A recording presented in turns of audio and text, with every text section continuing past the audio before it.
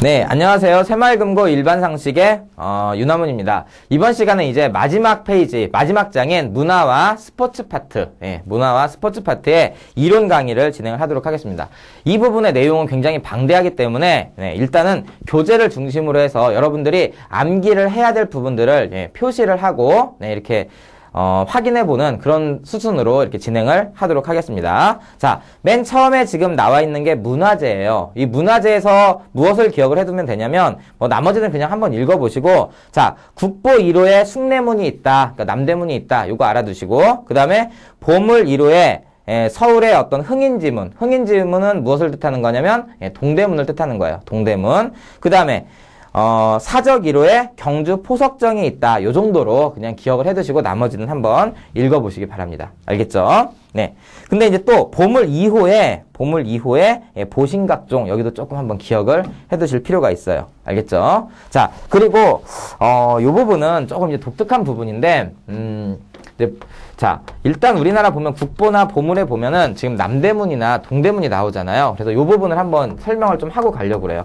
이 서울이라는 도시, 즉 한양은 사실 그 조선시대의 수도가 됐던 것이죠. 조선시대. 그쵸? 예. 사실은 그 고려에서 조선으로 넘어오면서 한양으로 천도를 하면서 이제 한양이 수도가 됐던 곳입니다. 근데 이 한양이 뭐였었냐면 계획도시였어요. 이 당시에 이 조선 자체가 유교적 그 법치국가의 면모를 갖추기 위해서 한양을 유교적인 어떤 모습을 갖춘 어떤 계획도시로 만들려고 했던 거예요. 그래서 한양을 보면 어떻게 되어 있냐면 유교에서 가장 중요한 덕목이 뭐죠? 유교에서 가장 중요한 덕목을 바로 우리가 4대 덕목 하면 뭐가 있냐면 자, 인, 그쵸? 의, 그 다음에 예, 그 다음에 지, 신 이렇게 5가지가 있어요. 이거 오상이라고 합니다. 그쵸? 그러면 한양을 한번 보면 한양이 이렇게 있다고 한번 치면 자, 어떻게 되어 있냐면 자, 이 북쪽에 있는 북쪽, 그 다음에 남쪽, 그 다음에 동쪽, 그 다음에 서쪽 이쪽에 이제 아주 중요한 큰 대문들을 건설을 하죠. 맨 처음에 우리가 여기 동대문을 뭐라 부르죠? 흥인지문 이렇게 부르죠. 흥인지문. 이 흥인지문은 바로 보물 1호가 되는 거죠. 보물 1호. 그쵸? 보물 1호. 그 다음에 이 서쪽에 서대문을 뭐라 부르냐면 도니문 이렇게 불러요. 도니문 이렇게. 그쵸? 예. 의자가 들어가죠. 여기는 흥인. 여기는 뭐가 들어가고 인이 들어가고 여기는 의가 들어가죠. 그쵸? 그 다음에 남대문을 뭐라 부르냐면 남대문을 숭례문 이렇게 부릅니다. 숭례문. 여기는 예가 들어가죠. 그쵸? 예. 그쵸? 예. 근데 이 숭례문은 이제 뭐가 되는 거야? 지금 보니까 국보 1호가 돼 있죠. 국보 1호. 그쵸? 그 다음에 북대문을 뭐라 부르냐면 우리가 숙청문 이렇게도 부르지만 소지문 이렇게 부르기도 합니다. 소지문 이렇게 불러요. 여기는 뭐가 있는 거야? 지가 들어가 있는 거죠. 그러니까 이 고려가 멸망하고, 이제, 조선이 건국되면서 서울을 이제 수도로 정할 때, 이렇게 유교적 법치국가, 유교도시의 면모를, 갖추기 시작을 한 거예요. 그쵸? 거기에, 인, 의, 예, 지, 이렇게 돼 있죠. 그러면 신은 어디 갔느냐? 요 신이 어디냐면 바로, 요 가운데, 보신각이 있는 거죠. 보신각. 그쵸? 보신각. 여기에 바로 신이 있습니다. 이렇게 해서 오상을 다 갖춘 그러한 모습을 띠는 유교 도시를 만든 거죠. 이게 바로 인의 예지신. 이게 바로 서울이에요. 알겠죠? 네. 그 당시는 이제 한강 위쪽에 있는 그런 이제 사대문 안쪽을 한양이라고 불렀겠죠. 그쵸? 자, 요거를 보면은 여기 안에 국보 1호인 숭례문과 그 다음에 보물 1호인 흥인지문, 그 다음에 보물 2호인 뭐가 있다? 바로 보신각이 있다. 보물 2호. 그래서 제가 보물 2호인 보신각도 좀 기억을 해둬라. 이렇게 얘기를 드린 거예요. 그쵸? 요 정도로 기억을 하고 여기는 넘어가면 되겠습니다. 네. 그 다음에 중요한 것들만 좀 표시를 하면서 가겠습니다. 여기서는 국보 1호, 그 다음에 보물 1호, 2호 이 정도로 알아두시고 사적 중에서는 신라 천년의 수도였던 경주에 있는 안압지와 포석정이 있는데 그 중에 포석정, 그쵸? 예, 귀족들이 이렇게 뭐죠? 잔치라든지 이런 것을 즐기던 곳이었죠. 이렇게 술을 마시던 곳, 거기가 포석정인데, 그게 바로 사적 1호로 지정이 되어 있다. 이 정도로 기억을 해두시기 바랍니다. 그 다음에 두 번째, 반달리즘이라는 게 있는데, 예전에 유럽에서 세계사적으로 봤을 때 한 4세기 말에서 5세기 초에 게르만족의 이동이 있었어요. 그 당시에 이제 게르만족 중에 반달족이 있었는데 이 반달족의 어떤 민족 대이동 때 로마를 거쳐서, 그러니까 지중해 연안에 로마를 거쳐서 무자비하게 자행한 어떤 문화 파괴 운동, 문화 파괴 현상을 우리가 반달리즘이다 이렇게 불러요. 그래서 거기서 따와가지고 반달리즘 하면은 무엇을 뜻하는 거냐면 문화 파괴 현상을 의미하는 말이 된다. 이 정도를 알아두시면 돼요. 네.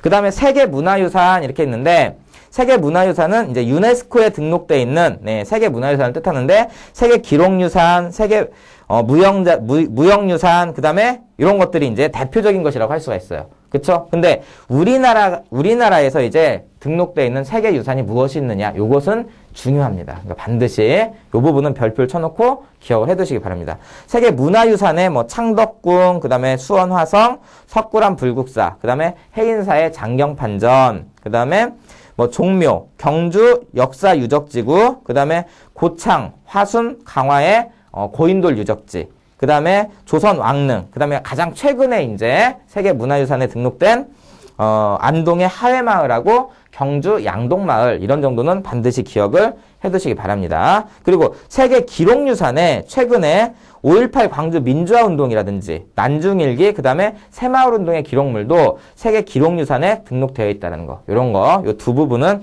반드시 기억을 해두시고, 세계 자연유산에 제주 화산성과 용암동굴이 들어가 있다는 거, 세계 7대 자연유산에 이게 들어가 있습니다. 네, 이걸 알아두시기 바랍니다.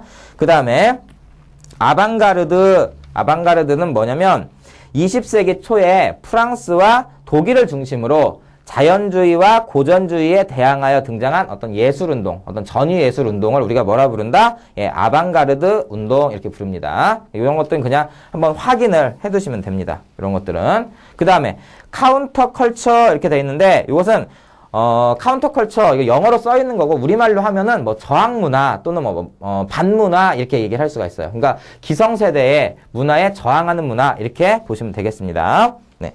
그 다음에 네오니얼리즘, 이제 이 문화 파트는 끝났고 영화 파트를 한번 보도록 하겠습니다. 영화 파트에서 네오리얼리즘이라는 게 있는데, 이것은 제2차 세계대전 직후 이탈리아에서 일어난 새로운 영화 예술운동을 뭐라 부른다? 네, 네오리얼리즘이다 이렇게 부릅니다. 네, 보통 이러한 네오리얼리즘과 관련 있는 작품을 보면 뭐가 있냐면 로셀리니의 무방비 도시, 그 다음에 전화의 저쪽, 그 다음에 데시카의 구두 닦기라든지 자전거 도둑, 이런 것들이 네오리얼리즘과 이제 관련이 있다. 뭐 이 정도로 그냥 확인을 해두시면 됩니다. 여기는. 네.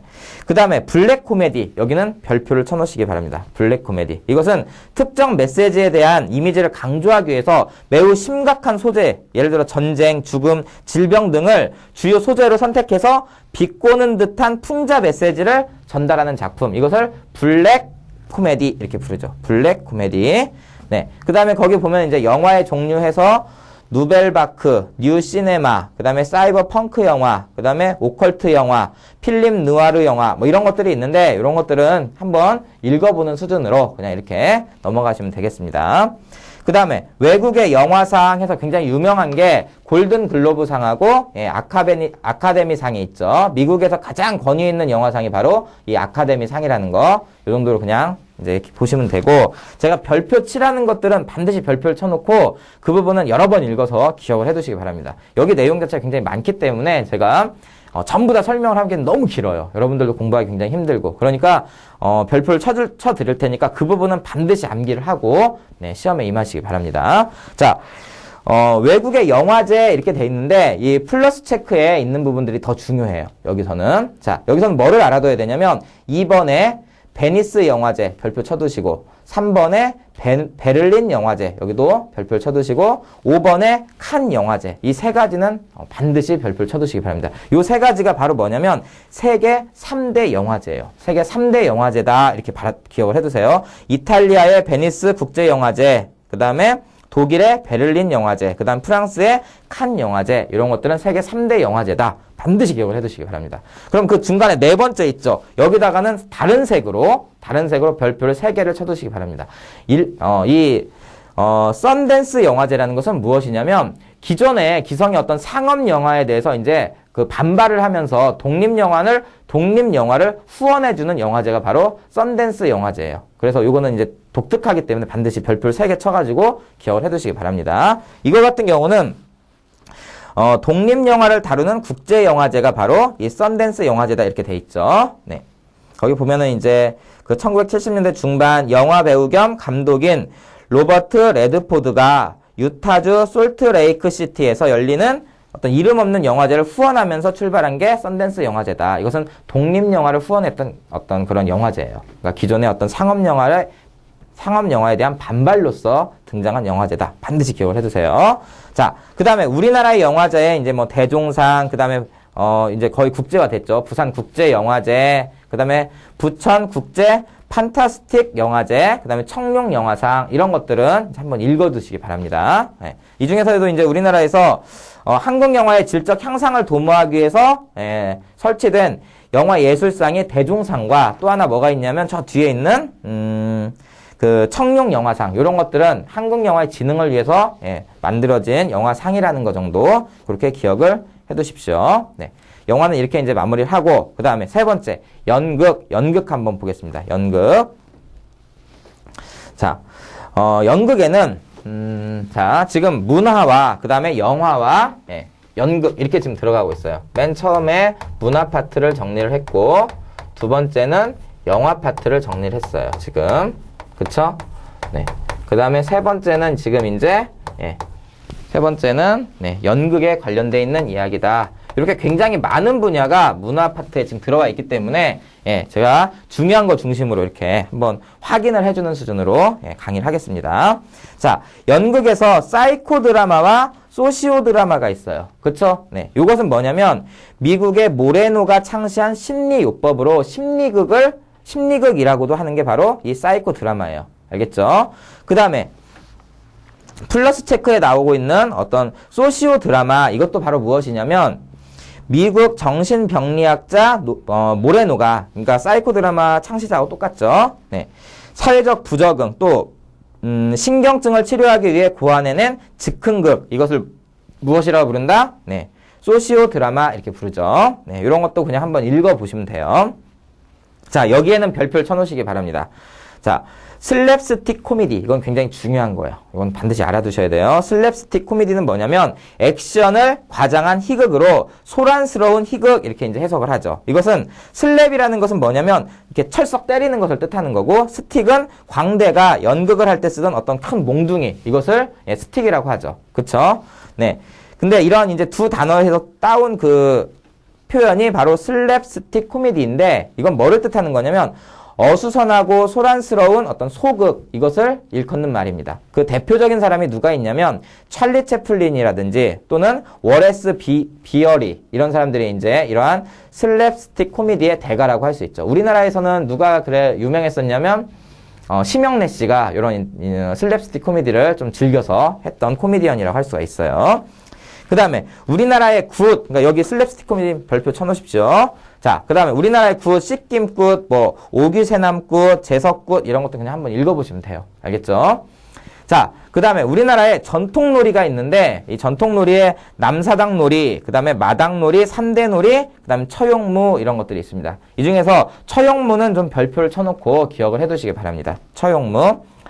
궁중나래나 중요 연례에 처용의 가면을 쓰고 추던 탈춤으로 1971년 1월 8일 중요 무형문화재 제39호로 지정되었다. 이렇게 돼 있죠. 이 부분을 기억을 해두시기 바랍니다. 네.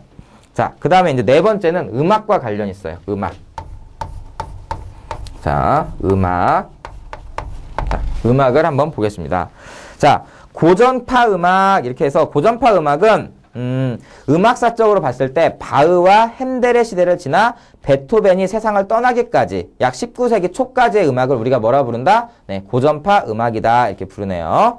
자, 그 다음에 플러스 체크를 보면은 그 다음에 이어진 이제 낭만파 음악이 있어요. 19세기에 각국의 민족적 개성을 개방하는 형태로 발전된 음악의 한 유파, 이것을 낭만파 음악 이렇게 얘기를 해요. 근데 이 낭만파에는 초기 낭만파가 있어요. 초기 낭만파의 대표적인 사람이 누구냐면 바로 쇼팽이고, 그 다음에 후기 낭만파의 대표적인 사람이 차이코프스키예요. 그래서 이 두 사람은 반드시 기억을 해두시기 바랍니다. 여기다 그래서 낭만파 음악 여기다 별표를 쳐놓고 쇼팽 동그라미, 그 다음에 차이코프스키 여기 동그라미 쳐가지고 초기 낭만파, 그쵸? 그 다음에 차이코프스키는 후기 낭만파다. 이 정도로는 반드시 기억을 해두시고 넘어가시기 바랍니다. 네. 그 다음에 교향곡이 있죠. 교향곡. 네. 자, 여기서는 팁에 나와 있는 세계 3대 교향곡, 요 정도로는 좀 암기를 해두세요. 뭐가 있냐면, 베토벤의 5번, 운명이 있죠. 그 다음에 슈베르트의 8번 미완성 교향곡이 있고, 그 다음에 차이코프스키의 비창, 요 세 개를 합쳐서 우리가 세계 3대 교향곡이다. 이렇게 얘기를 한다는 거. 요 정도를 기억을 해두시기 바랍니다. 이거는 별표를 쳐놓으세요. 세계 3대 교향곡은. 그 다음에 남도소리라는 것이 있는데, 참. 남도소리, 그 다음에 서도소리, 이런 것들을 한번 읽어보시면 됩니다. 남도소리에는, 판소리 형태로 모두 12마당이 있어요. 12마당이. 그 중에 현재는, 그러니까 5마당만 불리고 있다고 합니다. 그 다음에 서도소리, 여기는 이제 평안도, 황해도 등 관서지방의 향토 가요를 우리가 서도소리, 이렇게 이제 부르죠. 네, 이 서도 민요로 이제 대표적인 게 평안도의 수심가, 그 다음에 황해도의 몽금포 타령, 요게 있어요. 그럼 뭐를 구분을 해줘야 되느냐? 남도소리에 해당하는 것과 서도소리에 해당하는 것을 구분하는 문제는 나올 수가 있습니다. 그쵸? 남도소리의 12마당. 그 다음에 서도소리에 여기는 이제 대표적인 게 두 개가 나왔잖아요. 그쵸? 평안도의 수심가하고, 그 다음에 황해도의 몽금포 타령. 요것하고, 요 두 가지가 이렇게 섞여가지고 구분하는 문제가 나올 수가 있기 때문에, 이 부분은 좀 기억을 해두시기 바랍니다. 그러니까 예를 들어서 다음 중 남도소리가 아닌 것은 이렇게 될 수가 있겠죠. 그래서 1번, 춘향가, 2번, 심청가, 3번, 흥보가, 4번, 수심가, 이런 식으로. 그럼 답이 뭐가 되는 거죠? 수심가. 이런 식으로 출제를 할 수 있기 때문에 이 부분은 그 정도로 수준에서 기억을 해두시면 되겠습니다. 그 다음에 녹턴이라는 것은 무엇이냐면 낭만파 시대에 주로 피아노를 위하여 작곡된 소곡을 우리가 녹턴 이렇게 불렀다고 합니다. 녹턴. 네. 그 다음에 농악이라는 것은 농촌에서 농사일을 하거나 명절 등의 흥을 돋구기 위해 연주되는 음악, 이것을 농악 이렇게 얘기를 하죠. 네. 특히 이 농악놀이에서 가장 중요한 게 이제 가장 어떻게 보면 리더가 누구냐면 바로 상쇠죠, 상쇠. 농악에서 꽹과리 제1주자로 농악대를 총지휘하는 리더가 바로 누구다? 리더를 부르는 이름 상쇠다 이렇게 부르죠. 네. 그 다음에 여기서는 그러니까 상쇠 정도만, 농악놀이에서 상쇠 정도만 좀 기억을 해두시기 바랍니다. 상쇠 별표를 쳐두시고 기억을 해두세요. 그 다음에 던음이라는 것이 있는데, 이제 439페이지에 던음은 판소리 명창들이 작곡하여 자신의 장기로 부르는 대목, 이 부분을 던음이다. 이렇게 얘기를 합니다. 그 다음에 바로크 음악, 유럽을 중심으로 16세기 말에서 18세기 중기에 이르기까지 약 150여 년 동안의 어떤 음악을 우리가 무슨 음악이라고 한다? 네, 바로크 음악이다. 이렇게 얘기를 해요. 자, 바로크 음악의 선구자는 누구다? 가브리엘이다. 이렇게 알아두시면 되겠습니다. 가브리엘. 그 다음에 산조는 제가 별표 치라는 것은 그냥 읽고 그냥 이해 정도만 하고 넘어가시면 됩니다. 별표 치라고 하지 않은 것은. 자, 산조는 우리나라의 전통 음악에서 가야금, 검은고, 대금, 해금, 피리 등을 장구의 반주로 연주하는 기악 독주곡을 뭐라고 부른다? 우리가 산조다. 이렇게 부르죠. 그 다음에 소나타는 1600년을 전후에 성립된 기악곡 또는 그 형식을 전부 다 소나타다. 이렇게 부르죠. 그 다음에 아악이라는 것은 고려, 조선 연간에 그 궁중의식에서 연주된 전통 음악이다. 이렇게 보시면 되고요. 그 다음에 오페라는 음악을 중심으로 한 어떤 종합 무대 예술로 가극이라고 보통 이제 번역을 하기도 하죠. 오페라는 원래 대사에 음악을 붙인 것으로 음악은 독창과 합창 및 관현악으로 구성이 되어 있다. 이렇게 되어 있습니다. 네, 오페라. 그 다음에 판소리가 있죠. 판소리. 네. 판소리 중에서도 동편제는 전라도 지역, 그리고 서편제는 그 박유전의 법제를 이어받은 유파로 광주, 나주, 그 다음에 보성, 강진, 해남 이런 등지에서 성행하였던 판소리를 서편제 이렇게 부르고 영화로도 이제 제작이 됐었죠. 서편제. 그 다음에 중고제 해가지고 명창, 염계달 그리고 김성옥의 창법으로 경기도 충청 일대에서 성행한 우리가 판소리를 중고제 이렇게 부르죠. 그쵸? 네. 이런 것들은 그냥 한번 읽어보시면 되고, 판소리의 3대 구성 요소에 아리니하고 발림, 그 다음에 창, 이렇게 3개가 있다라는 것 기억을 해두시기 바랍니다. 그리고 판소리의 12마당, 판소리 6마당 이렇게 되어 있죠? 이런 부분도 그냥 한번 확인만 해두시면 되겠습니다. 자, 그 다음에 향악, 향악이라는 것은 삼국시대부터 지금까지 전해 내려오는 우리나라 고유의 음악, 이것을 향악 이렇게 부르죠. 자, 일반적으로 우리나라의 음악을 당악에 대하여 일컫는 말이며, 그러니까 당악, 중국의 음악에 그러니까 반대돼서, 반대돼서 일컫는 말이 바로 향악이다 이렇게 보시면 돼요. 넓은 의미로는 악, 당악을 제외한 재래악이나 연래악 또는 정악과 민속 음악을 통틀어서 전부 다 향악이다 이렇게 부릅니다. 네. 그러면 향악곡으로 대표적인 게 뭐가 있느냐? 정읍이라든지 또는 동동 이런 것들이 대표적인 향악곡이다. 여기까지 한번 읽어서 기억을 해두시기 바랍니다. 자, 그 다음에 이제 미술을 한번 보도록 하겠습니다. 미술. 자, 미술 파트 한번 보겠습니다.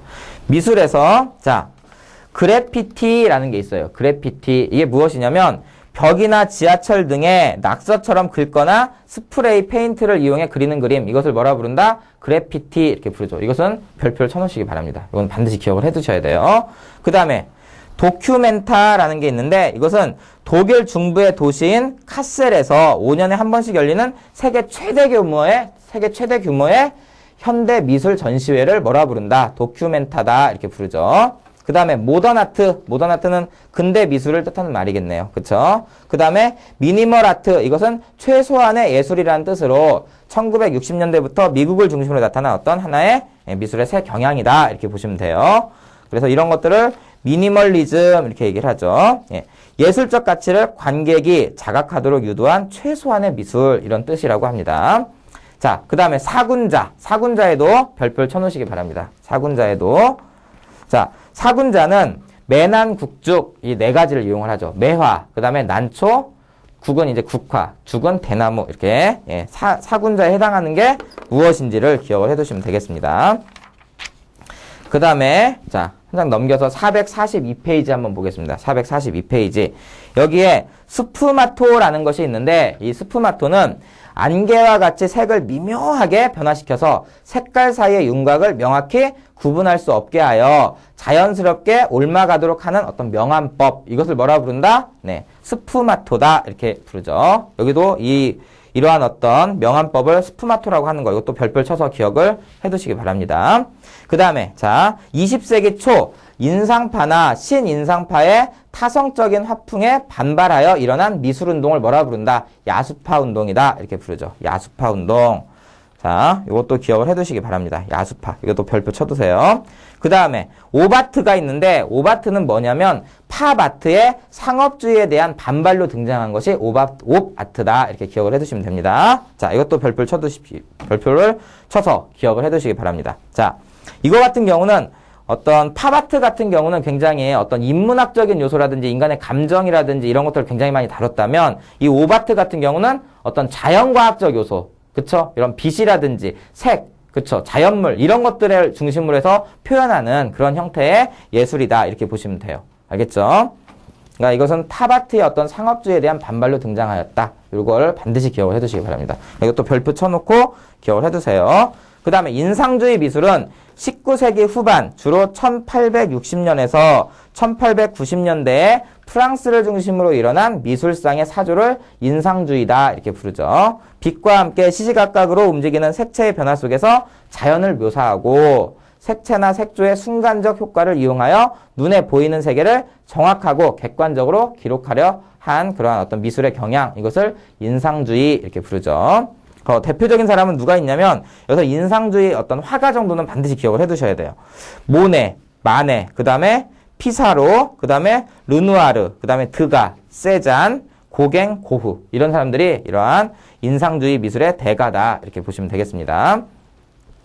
그 다음에 콜라주는 풀로 붙인다는 뜻으로 1912년 브라크와 피카소 등의 입체파들이 유화의 한 부분에 신문지나 벽지, 그 다음에 악보 등 어떤 인쇄물을 풀로 붙인 파피에 콜레에서 비롯된 것이 바로 이제 콜라주다 이렇게 보실 수가 있어요. 네, 콜라주. 이것도 별표를 쳐서 기억을 해두시기 바랍니다. 그 다음에 큐비즘이 있는데 이것은 입체파를 뜻하는 말이에요. 그쵸? 대표적인 사람이 누구예요? 예, 피카소와 브라크 이 두 사람이 이제 20세기 초에 입체파의 대표적인 작가들이죠. 네. 큐비즘. 여기도 별표를 쳐놓으시기 바랍니다. 그러니까 요 마지막 장에 있는 스푸마토, 그 다음에 야수파, 오바트, 그 다음에 인상주의 미술, 그 다음에 콜라주, 그 다음에 입체파로서의 큐비즘. 요 부분들은 반드시 기억을 해두셔야 돼요. 알겠죠? 그 다음에 후기 인상파가 있는데 후기 인상주의는 인상파에 속하거나 또는 그 영향을 받았으면서도 차츰 그 영향에서 벗어나 개성적인 방향을 모색함으로써 내부에서 인상주의를 수정하려고 한 사람들의 경향을 우리가 후기 인상주의다 이렇게 얘기를 하죠. 여기에 이제 대표적인 사람이 누구냐면 세잔, 그 다음에 고흐, 그 다음에 고갱 이런 사람들이 이 후기 인상주의의 어떤 대표적인 사람들이다 이렇게 볼 수가 있고 그 다음에 때에 따라서는 로트레크라든지 드가 또 르누아르 등도 이러한 후기 인상주의 미술에 포함을 시키기도 합니다. 자, 삼원색이 있어요. 이 부분은 이제 별표를 쳐놓고 반드시 기억을 해두셔야 돼요. 이 삼원색은 빛의 삼원색. 그쵸? 이것은, 빨강, 파랑, 초록. 이렇게 돼요. 알겠죠? 예, 빨강, 파랑, 초록. 이것은 합치면, 오히려 밝아지는 거죠. 그래서 흰색이 되죠. 보통은. 예, 가산혼합이라고 합니다. 그렇지만, 색감, 그러니까 생류의 삼원색은 빨강, 파랑, 노랑이죠. 그 생류의 삼원색 같은 경우는 이 세 가지를 한꺼번에 섞으면 색깔이 굉장히 어두운 색이 나타나요. 그쵸? 그러니까 우리가 보통 이제 검은색 이렇게 이야기를 하긴 하는데 정확하게 표현을 하면 검은색이라기보다는 그냥 어두운 색 이렇게 표현하는 게 더 맞습니다. 그러니까 이런 것들은 이제 감산혼합이 된다 이렇게 보시면 되겠습니다. 자, 그래서 여기서는 이제 빛의 삼원색에 해당하는 것은 이렇게 물어볼 수가 있어요. 그럼 빨강, 파랑, 초록 이렇게 얘기를 할 수 있어야 돼요. 네. 또는 여기 지금 나와 있듯이 빨강 또는 녹색, 청색 이렇게 얘기를 하셔도 됩니다. 네. 빨강, 파랑, 네, 초록. 요거나 빨강, 녹색, 청색. 네. 이제 약간의 그 이제 보는 그 시야의 차이에 따라서 이제 달라질 수 있으니까 여러분들이 빨강, 파랑, 초록 이렇게 외워두시고 또 하나는 이제 여기 나왔듯이 빨강, 녹색, 청색 이렇게 두 가지를 다 외워두셔야 돼요. 알겠죠? 이렇게 나올 수도 있고 이렇게 나올 수도 있습니다. 알겠죠? 네. 근데 이제 그 생류의 삼원색은 노랑, 빨강, 파랑 이렇게 뭐 확실하게 정해져 있는 거니까 이것은 반드시 기억을 해두시기 바랍니다. 그러니까 삼원색에는 별표를 쳐두세요. 네. 다시 한번 정리를 하면 빛의 삼원색은 빨강, 파랑, 초록이다. 그런데 문제에 따라서는 뭐라고 나올 수도 있다. 빨강, 녹색, 청색 이렇게 나올 수도 있다. 그쵸? 그러니까 이걸 같이 알아두셔야 돼요. 그 다음에 생류의 삼원색은 빨강, 파랑, 노랑이다. 이거를 반드시 구분을 해두시기 바랍니다. 네. 그 다음에 이제 마지막에 스포츠가 있네요. 그쵸? 스포츠 부분. 자, 스포츠.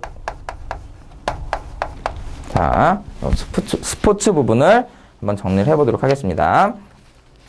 자, 스포츠 부분 443페이지예요. 자, 국가올림픽위원회 이렇게 돼 있는데 네, 여기는 NOC 이렇게 약자로 쓰고 있는데 국내에서 청소년의 교양을 높이고 아마추어 스포츠의 발전과 올림픽 운동의 보급을 목적으로 IOC의 승인을 받아 구성된 국내 단체 이것을 국가올림픽위원회 이렇게 부르죠. 알아둬야 될 것은 국제올림픽위원회로서의 IOC하고 그 다음에 대한올림픽위원회로서의 KOC 이 두 가지를 반드시 기억을 해두세요. 그 다음에 근대 5종 경기 여기다 별표 쳐놓으십시오. 근대 5종 경기에 해당하지 않는 것은 이렇게 물어볼 수가 있어요. 자, 근대 5종 경기는 승마, 그 다음에 펜싱, 사격, 그 다음에 수영, 그 다음에 크로스컨트리 이렇게 해가지고 5가지를 하루에 한 종목씩 해가지고 5일간에 걸쳐서 실시하는 게 근대 5종 경기다. 다시 한번 보겠습니다. 첫 번째 뭐라고? 자, 승마, 그쵸? 펜싱, 그 다음에 사격, 그 다음에 수영, 크로스컨트리 이렇게 5가지예요. 네. 그 다음에 자 444페이지에 보면 이제 야구에서 나오는 말인데 노히트 노런 이것은 투수가 상대 팀의 주자를 한 명도 내보내지 않으면서 승리를 거뒀을 때 우리는 노히트 노런이다 이렇게 얘기를 하죠. 그 다음에 도핑이라는 것은 운동선수가 경기 능력을 일시적으로 높이기 위해 호르몬제, 정신안정제, 흥분제 등의 약물을 사용하는 것을 도핑이다 이렇게 얘기를 하죠. 네. 보통 이제 도핑에 적발이 되면 수상 취소와 함께 자격 정지 등의 불이익이 따르게 됩니다. 그 다음에 루지라는 말이 있는데 루지는 뭐냐면 길이 1m, 폭 55cm의 나무 썰매에 1명 또는 2명 이상의 선수가 타고 얼음으로 굳어진 약 1km의 코스를 활주하여 그 시간을 겨루는 경기, 이것을 루지다 이렇게 얘기를 하죠. 네, 동계올림픽에서 이제 종목이 되죠. 그 다음에 리그 경기 방식하고 토너먼트 경기 방식이 있는데 리그는 그 참가한 팀들이 한 번씩 다 경기를 한 다음에 최고 승률이 높은 팀이 우승을 하는 형태가 바로 리그 경기 방식이고, 토너먼트 경기 방식은 두 팀씩 짝을 이루어가지고 계속 토너먼트식으로 그러니까 승자끼리 계속 경기를 이제 하는 형태로 해가지고 우승자를 가리는 방식을 토너먼트 경기라고 하죠. 보통 월드컵 같은 경우에 본선 첫 번째는 4팀씩 해가지고 리그 형태로 운영이 되고 16강부터는 토너먼트 형태로 이렇게 운영이 되죠. 그쵸? 경기 방식이. 자, 그 다음에 마스터즈 대회가 있는데 이것은 이제 남자 골프의 어떤 4대 메이저 대회 중에 하나예요. 근데 미국의 오거스타 내셔널 GC가 주최하는 4대 메이저 골프 대회 중 하나가 바로 마스터즈 대회다. 이 정도로 알아두시면 되겠습니다. 근데 여기서 미국 투어 우승자 등 일정한 선수만을 초청하여 오거스타 내셔널 GC에서만 벌어진다. 입장권은 페이트런이라 불리는 그들의 고객에게만 구매 권한을 주며 기업 광고판 하나 없을 정도로 상업적 냄새가 전혀 없기 때문에 골프만을 위한 가장 순수한 대회라는 어떤 평가를 받기도 합니다. 그리고 이 마스터스 대회에서의 우승자에게는 그린 자켓이 주어지죠. 그렇죠? 그것도 이제 알아두시기 바랍니다. 그 다음에 매치 포인트라는 것은 승패를 결정하는 최후의 한 점을 매치 포인트 이렇게 얘기를 하죠. 그 다음에 메이저 대회, 이것은 별표를 쳐놓고 별표 3개를 쳐두십시오. 별표 3개. 이건 반드시 기억을 해두셔야 돼요. 메이저 대회. 메이저 대회는 남자 골프에서는 마스터즈 오픈, 아까 이야기했죠. 그쵸? 그 다음에 US 오픈, 그 다음에 브리티시 오픈, 그 다음에 PGA 챔피언십 대회. 이렇게 4가지가 그러니까 남자 골프의 4대 메이저 대회예요. 그 다음에 여자 골프는 US 여자 오픈, 그 다음에 브리티시 여자 오픈, 그 다음에 나비스코 챔피언십, 그 다음 맥도널드 LPGA 챔피언십, 이렇게 LPGA 챔피언십 해가지고 이렇게 4개가 4대 메이저 대회가 되겠습니다. 그러면 테니스는 뭐가 있느냐? 윈블던 대회하고 US 오픈, 그 다음에 프랑스 오픈, 호주 오픈, 이렇게 해서 이게 4대 메이저 대회가 되고, 그 외에 이제 미국의 4대 메이저 스포츠로 불리우는 것이 무엇이 있냐면 NBA라고 해가지고 미국 그 프로 농구가 있고, 그 다음에 MLB 해가지고 미국 프로야구가 있고, 그 다음에 미국에서는 프로 풋볼이 있어요. 그쵸? 우리가 보통 미식축구 이렇게 얘기하는 거. 그 다음에 북미 아이스하키, 이렇게 해서 이 4가지가 미국의 4대 메이저 스포츠다 이렇게 얘기를 할 수가 있습니다. 여기서 지금 남자 골프 4대 메이저 남자 골프, 그 다음에 4대 메이저 여자 골프, 그쵸? 그 다음에 4대 테니스의 4대 메이저 대회, 이렇게 해서 3가지가 주어져 있고, 미국의 4대 메이저 스포츠, 이렇게 4가지가 주어져 있어요. 이것들을 좀 정확하게 정리를 해서 공부를 해두시기 바랍니다. 특히 남자 골프의 4대 메이저 대회, 이것은 반드시 기억을 해두세요. 그 다음에 바이애슬론이라는 게 있는데, 이것은 뭐냐면 동계 근대 2종 경기로 스키를 타고 총을 등에 메고 일정한 거리를 주행하면서 그 사이에 설치되어 있는 사격장에서 사격을 하는, 즉 스키와 사격의 복합 경기를 뭐라 부르냐면 바이애슬론이라고 부릅니다. 이것도 별표 쳐서 요런 어떤 그 경기 명칭은 기억을 해두셔야 돼요. 스키와 사격의 복합 경기, 그게 뭐다? 바이애슬론이다 이렇게 기억을 해두세요. 그 다음에 이제 펜싱 경기에서 사브르, 그 다음에 예페, 그 다음에 풀류레라고 되어 있죠. 이렇게 세 가지 종류가 있는데 사브르 같은 경우는 찌르기와 배기 양쪽이 이제 다 가능해요. 공격 기술로서. 그렇지만 예페하고 풀류레 같은 경우는 찌르기만 할 수가 있습니다. 여기서는 그 배기는 허용이 안 된다라는 거 이것을 기억을 해두시기 바랍니다. 그 다음에 이제 쇼트트랙 스피드 스케이팅이라는 거 그냥 한번 읽어보시면 되겠습니다. 이거는 그 다음에 자, 한 장 넘겨서 446페이지에 보면 스위트 스폿이라는 것이 있는데 이것은 골프 또는 테니스, 야구 등에서 공을 칠 때 가장 효과적으로 공을 보낼 수 있는 부분을 뭐라 부른다? 스위트 스폿이라고 부르죠. 네, 이것도 별표를 쳐서 기억을 해두세요. 그 다음에 스위퍼는 축구 경기에서 최종 수비수를 뭐라 부른다? 스위퍼라고 부르죠. 그 다음에 식스맨은 농구 용어로 후보 선수 중 기량이 가장 뛰어나 교체 1순위인 선수를 뭐라 부른다? 식스맨이다 이렇게 부르죠. 자, 그 다음에 아시안 게임이 있는데 2014년 제17회 아시안 게임이 바로 우리나라 인천에서 열린다는 거. 그러니까 내년에 그 인천에서 아시안 게임이 열린다라는 거 기억을 해두시기 바랍니다. 그 다음에 옵사이드는 뭐냐면 이거 같은 경우는 축구 경기에서 공격수가 상대팀 수비수 2명보다 앞서 있을 때 한 사람은 누구냐면 골키퍼 또 한 사람은 수비수겠죠. 이 수비수보다 더 앞서서 공격을 할 때 그걸 우리가 옵사이드다 이렇게 얘기를 하죠. 그 다음에 오픈 선수권은 프로와 아마추어가 같이 경기를 하는 것을 오픈 선수권 대회다 이렇게 얘기를 하죠. 그러니까 US 오픈이다 이렇게 말하면 뭐냐면 아마추어와 프로가 같이 경기를 한다 이런 뜻이 되는 거예요. 그 다음에 올림픽 2012년 올림픽은 영국 런던에서 열렸지만 2016년 올림픽은 브라질에서 열린다라는 거 기억을 해두시기 바랍니다. 그 다음에 월드컵 축구 2010년에 남아공 2014년에는 브라질이죠. 그러니까 브라질은 2014년에 그러니까 내년이죠. 월드컵을 개최를 하고 그 다음에 2016년에 또 올림픽을 개최를 하게 되어 있습니다. 현재. 그 다음에 피파 국제축구연맹이라는 거 알아두시고 그 다음에 컬링이라는 경기가 있어요. 이것은 돌을 어떤 정확한 목표 지점에 이렇게 보내는 그러한 동계 올림픽 경기죠. 네. 그 컬링. 그 다음에 트라이애슬론이라는 게 있어요. 트라이애슬론. 이것은 무엇이냐면 그러니까 3종의 경기를 합친 내구성 경기로 인내력 경기라는 얘기죠. 그쵸? 수영, 그 다음에 도로사이클, 마라톤 이 세 가지 경기를 합친 어떤 철인 3종 경기를 트라이애슬론이라고 부른다는 거 알아두시기 바랍니다. 그 다음에 골프 용어로서 파는 그러니까 숏홀 같은 경우는 3홀이고 일반 미드홀 같은 경우는 4홀, 그 다음에 롱홀은 5홀 이렇게 돼 있어요. 그러니까 이제 각 홀에 이제 맞추어진 그 이제 횟수만큼 똑같이 했을 때, 숏홀을 3홀에 넣었을 때, 미드홀을 4홀에 넣었을 때, 또는 이제 롱홀을 5홀에 넣었을 때 그것을 우리가 뭐라 부른다? 파다 이렇게 부르죠. 네, 파 이렇게 부르고 그리고 이제 엘버트로스 같은 경우는 이제 세 타가 더 줄어들었을 때, 그 다음에 이글은 두 타를 더 줄였을 때, 버디는 한 타를 줄였을 때를 뜻한다라는 거. 그 다음에 보기는 한 타가 더 늘어났을 때 파보다. 그 다음에 더블 보기는 두 타가 늘었을 때, 트리플 보기는 세 타가 더 늘었을 때 그걸 우리가 트리플 보기다 이렇게 부르죠.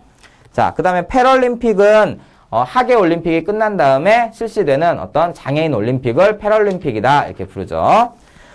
그 다음에 이제 448페이지 네, 훌리건 축구장의 어떤 난동 패드를 부르는 이름이 훌리건이죠.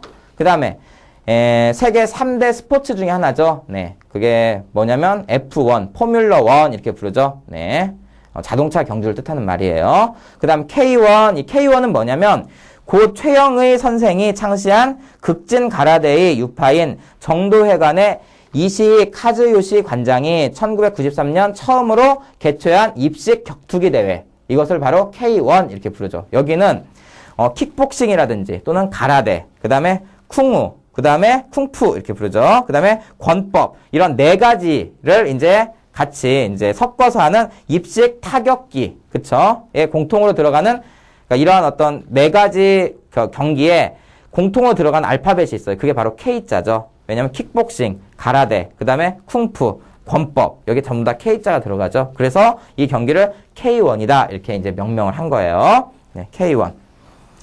이것은 이제 그러니까 이제 돌아가신 최영희 선생이 창시한 극진 가라데에서 이제 유래가 있다라는 부분에서 이제 의미가 있습니다. 그 다음에 PGA는 뭐냐면 미국 프로 골프인 협회를 PGA다 이렇게 부릅니다. 자, 요 정도로 해가지고 자, 쭉 확인을 해봤어요. 그러니까 여기 굉장히 많은 부분이 들어가 있습니다. 문화, 영화, 연극, 음악, 그 다음 미술, 스포츠 해가지고 약 6개 분야에 관련되어 있는 내용들이 총 망라가 되어 있기 때문에 굉장히 많은 분량이에요.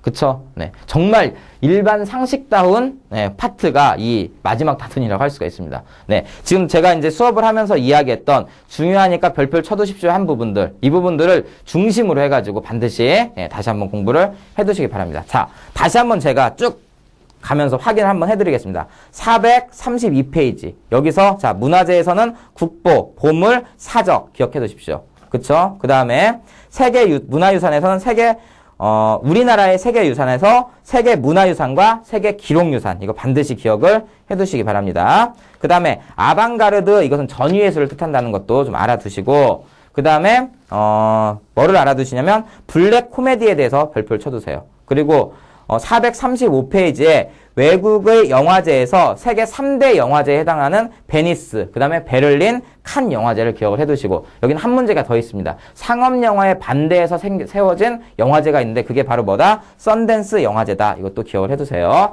그리고 그 밑에 보면 우리나라에 이제 영화 진흥을 위해서 실시되는 어떤 상이 있는데 그게 바로 대종상과 그 뒤에 있는 청룡영화상이 있다라는 거 이거 기억을 해두시고, 자, 연극에서는 모레노가 창시한 어떤 사이코 드라마와 소시오 드라마, 그 다음에 슬랩스틱 코미디, 여기다가 별표를 쳐놓으시기 바랍니다. 네, 슬랩스틱 코미디. 그 다음에 쭉 넘어가셔서 네, 우리나라의 전통놀이의 처용무 있죠. 이 처용무에 대해서 반드시 알아두시기 바랍니다. 처용무. 그 다음에 음악에서는 그 플러스 체크의 낭만파 음악에 초기 낭만파의 쇼팽, 그 다음에 후기 낭만파의 차이코프스키를 반드시 기억을 해두세요. 네. 그 다음에, 세계 3대 교향곡 여기 알아두시고, 그 다음에 남도소리하고 서도소리, 이게 무엇인지는 어렵지만 이걸 구분하는 문제가 나올 수가 있으니까 그것도 기억을 해두시기 바랍니다. 그 다음에, 농악에서 꽹과리 제1주자를 뭐라 부른다? 네, 상쇄다. 이렇게 부르는 거 별표 쳐놓으시고, 그 다음에 쭉 넘어가셔서, 판소리마당, 12마당과 6마당, 이것도 한번 기억을 해두세요. 네. 그 다음에, 아악이라든지 당악에 이제 반대되는 개념으로서 우리의 이제 고유음악, 이것을 향악이다. 이렇게 부르고, 그 향악에는 정읍, 동동 등이 있다라는 거, 이거 기억을 해두세요. 그 다음에, 미술에서는 그래피티 이거 알아두시고 쭉 넘어가셔서 사군자 이거 알아두시기 바랍니다. 그 다음에 스푸마토 442페이지에 스푸마토도 별표를 쳐놓으시고, 그 다음에 오바트 여기는 별표 3개를 쳐두세요. 오바트 팝아트에 이제 그 반발로서 등장한 게 오바트다. 그 다음에 이제 큐비즘, 입체파의 큐비즘. 거기에 이제 피카소하고 브라크를 중심으로 일어난 미술운동인데 20세기 초에 여기도 별표를 쳐두시기 바랍니다. 그 다음에 삼원색하고 생료의 삼원색. 이 부분. 그러니까 빛의 삼원색, 생료의 삼원색에 대해서 별표를 쳐서 기억을 해두세요. 그 다음에 근대 5종 경기 별표 쳐두시고 또 넘기셔서 쭉 넘어가셔서 마스터즈 대회에서 메이저 대회에 대한 부분들. 이 부분을 꼭 기억을 해두세요. 남자 골프 4대 메이저 대회, 여자 골프 4대 메이저 대회, 테니스 4대 메이저 대회, 그 다음에 미국의 4대 메이저 스포츠가 무엇인지 요거 반드시 기억을 해두시기 바랍니다. 그 다음에 바이애슬론, 이것은 이제 스키와 사격의 어떤 복합 경기다 이렇게 알아두시고, 그 다음 펜싱에서 샤브르하고 에페, 풀뢰레 발음하기가 참 어려워요. 그쵸? 네. 요 부분에서 샤브르와 나머지 두 개와 차이점은, 샤브르는 배기 기술을 쓸 수 있지만 이 예페하고 풀레레 같은 경우는 배기 기술을 쓸 수 없다라는 거, 요 정도로는 기억을 해두시기 바랍니다. 그 다음에 스위트 스폿이 무엇인지 알아두시고, 그 다음에 식스맨도 알아두시기 바랍니다. 그 다음에 쭉 넘어가셔서 올림픽, 앞으로 열릴 올림픽, 그쵸? 2016년에 브라질에서 열린다라는 거, 이거 알아두시고, 그 다음에 트라이애슬론도 기억을 해두세요. 수영하고, 도로사이클, 그 다음에 마라톤, 요 3가지. 그 다음에 골프에 관련해서, 파에 대한 부분 거기도 기억을 해두세요. 그리고 패럴림픽 여기도 별표 쳐놓으시기 바랍니다. 그 다음에 훌리건, 그 다음에 F1 여기도 별표 쳐두시고 K1도 별표를 쳐두시기 바랍니다. 자, 이렇게 해서 요 부분들은 반드시 확인을 하셔서 정리를 해 놓으시기 바랍니다. 자, 그 다음에 이어서 문제풀이를 할 때 요 부분들이 어떻게 연결이 되는지 확인을 해보도록 하겠습니다. 네, 이제 마지막 그 15강에 문제풀이만 하면 돼요. 이제 마지막 드디어 여러분 여기까지 오느라 너무 고생했습니다. 자, 마지막 강의입니다. 이제 자, 문제풀이인데 449페이지. 자, 요 부분은 이제 스포츠와, 그러니까 문화와 스포츠 파트에 이제 기출문제하고 예상문제예요. 자, 빨리 한번 풀어보도록 하겠습니다. 자, 1번. 바둑은 대한체육회에 등록된 스포츠 종목 중 하나다. 이렇게 돼 있어요. 그쵸? 바둑 역시도, 네, 대한체육회에 등록된 스포츠 종목의 하나입니다. 이것도. 네, 이거 반드시 기억을 해 두시기 바랍니다. 자, 네, 바둑도, 네, 스포츠 종목의 하나다. 네, 이것도, 네. 대한체육회에 등록된 등록이 되어 있는 스포츠 종목이 하나다. 반드시 기억을 해두시기 바랍니다.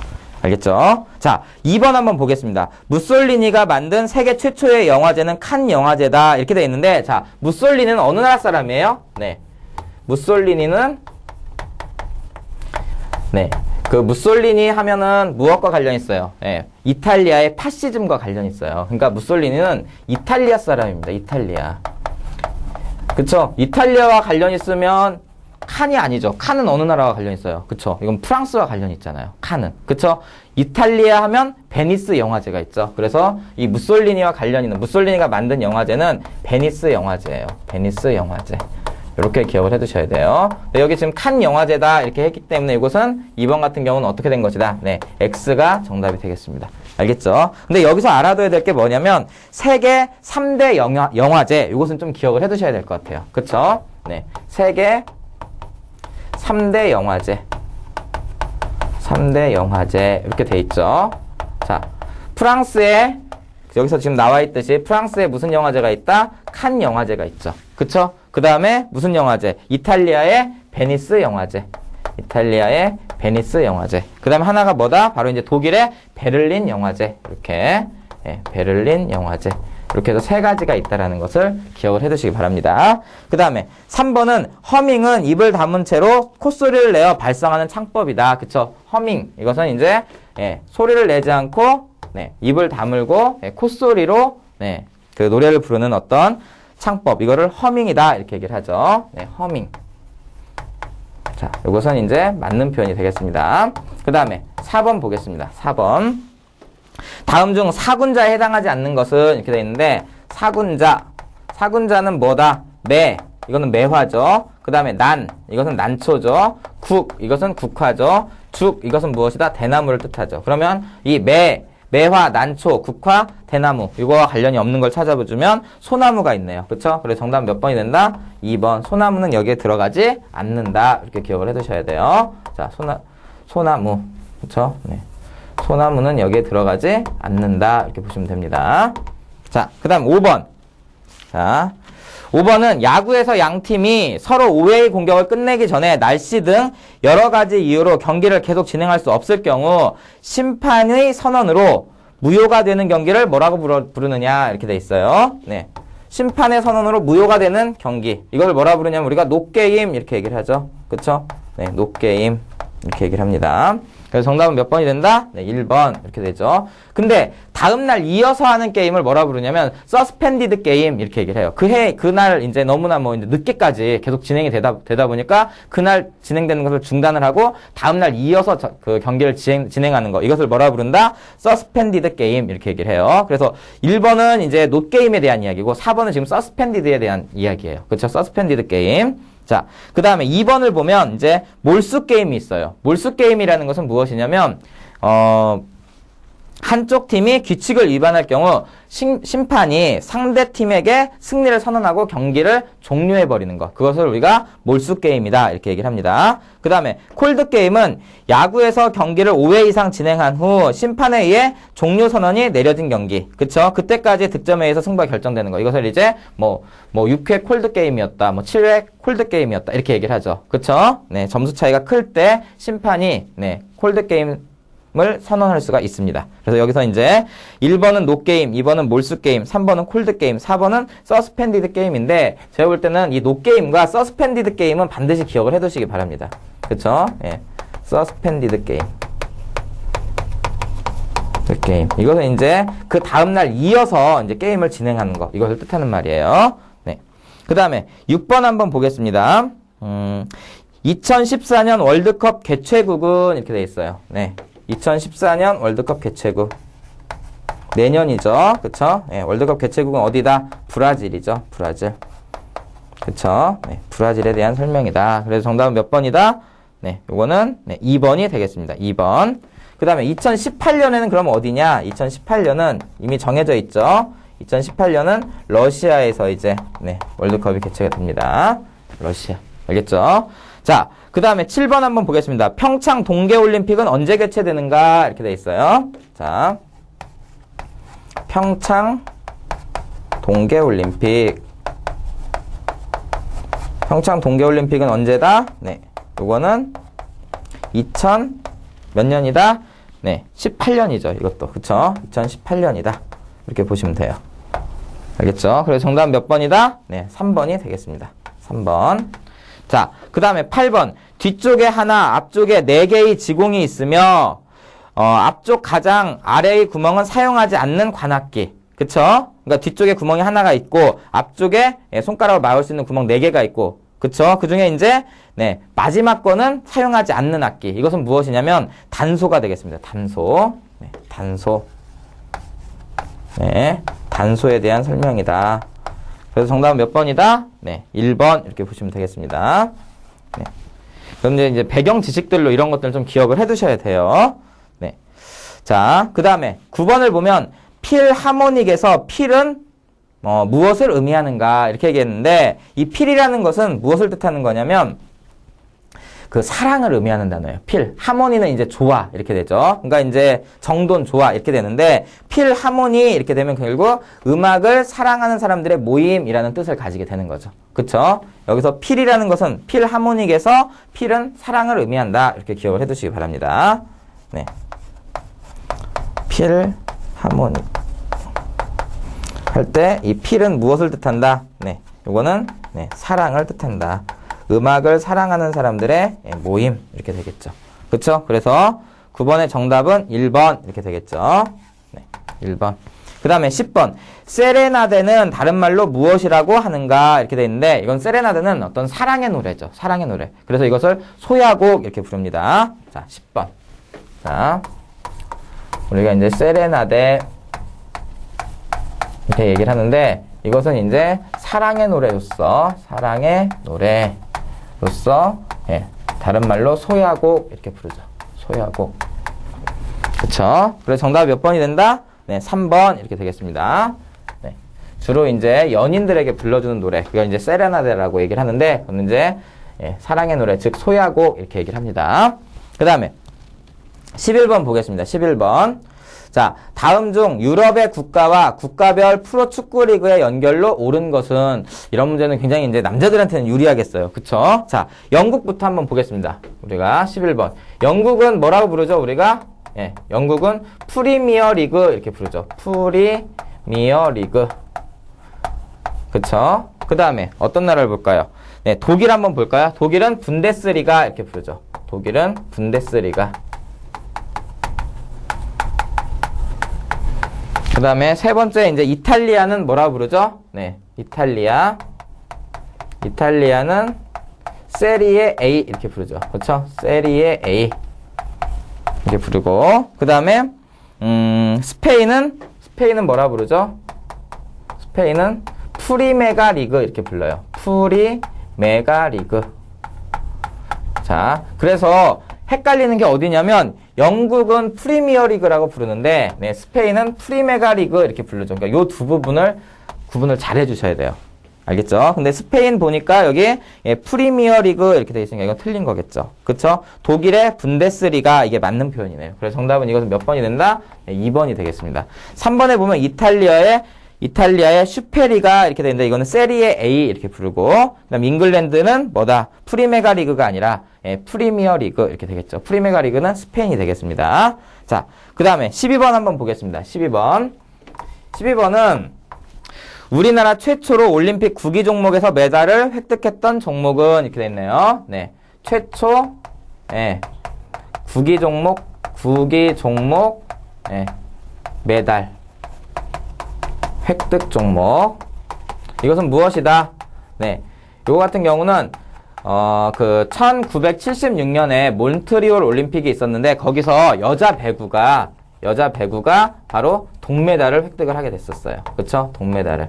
요게 이제 최초로 구기 종목 중, 메달을 획득한 종목이 되겠습니다. 알겠죠? 그래서 정답은 몇 번이다? 네, 이거는 4번이 되겠습니다. 4번. 네. 그리고 이제, 금메달 같은 경우 언제 우리가 기억하고 계실지 모르겠지만 2008년에 베이징 올림픽에서 어땠었어요? 야구에서 전승으로 바로 이제 금메달을 획득을 했었었죠. 네. 그쵸? 이것도 하나 좀 기억을 해 두시기 바랍니다. 자, 그 다음에 13번 한번 보겠습니다. 다음 중 2012년 하계 올림픽의 개최지는 이렇게 돼 있는데, 자, 2000 몇 년이죠? 네, 2012년. 네, 2012년 하계 올림픽. 이거는 이제 작년인데, 어디에서 있었냐면, 영국 런던에서 있었어요. 이거는 영국 런던이다. 이렇게 보시면 돼요. 자, 이건 이제 지난 거기 때문에 이 다음 게 시험 문제가 나올 수가 있어요. 그래서 정답은 몇 번이다? 네, 1번. 그러나, 자, 2016년 있죠? 2016년. 자, 2016년 하계 올림픽 개최지는 어디냐? 여기는 이제 브라질이에요. 브라질의 어디다? 리우데 자네이루. 그쵸? 리우데, 자네이루. 여기가 이제, 2016년에 하계 올림픽 개최지가 되겠습니다. 그러니까 2014년, 내년에는 월드컵을 개최를 하게 되고, 그쵸? 그 다음에 2016년에는 이제 하계 올림픽을 개최를 하게 되는 거죠. 네. 그 브라질은 이제 겹경사가 난 거네요. 그쵸? 자, 그 다음에 14번 한번 보겠습니다. 14번. 14번은 이제 그 산악인과 관련 있는 건데, 네. 지금 여기 보면 1번에 지현옥 씨가 있고, 지현옥 씨. 이분도 이제 실종되신 분이고, 그쵸? 그 다음에 2번에 나와 있는 고미영 씨도 있어요. 고미영 씨. 그쵸? 이분도 이제 실종이 되신 분이죠. 자, 여기서 근데 문제를 보면, 자, 2009년 7월 난가파르바트산을 하산하던 중 실족으로 사망한 산악인. 이건 누구냐면 바로 이제 여기서는 고미영 씨예요. 그쵸? 고미영 씨가 2009년 7월, 그쵸? 2009년 7월에 어디에서 하산을 하다가, 난가파르바트산, 그쵸?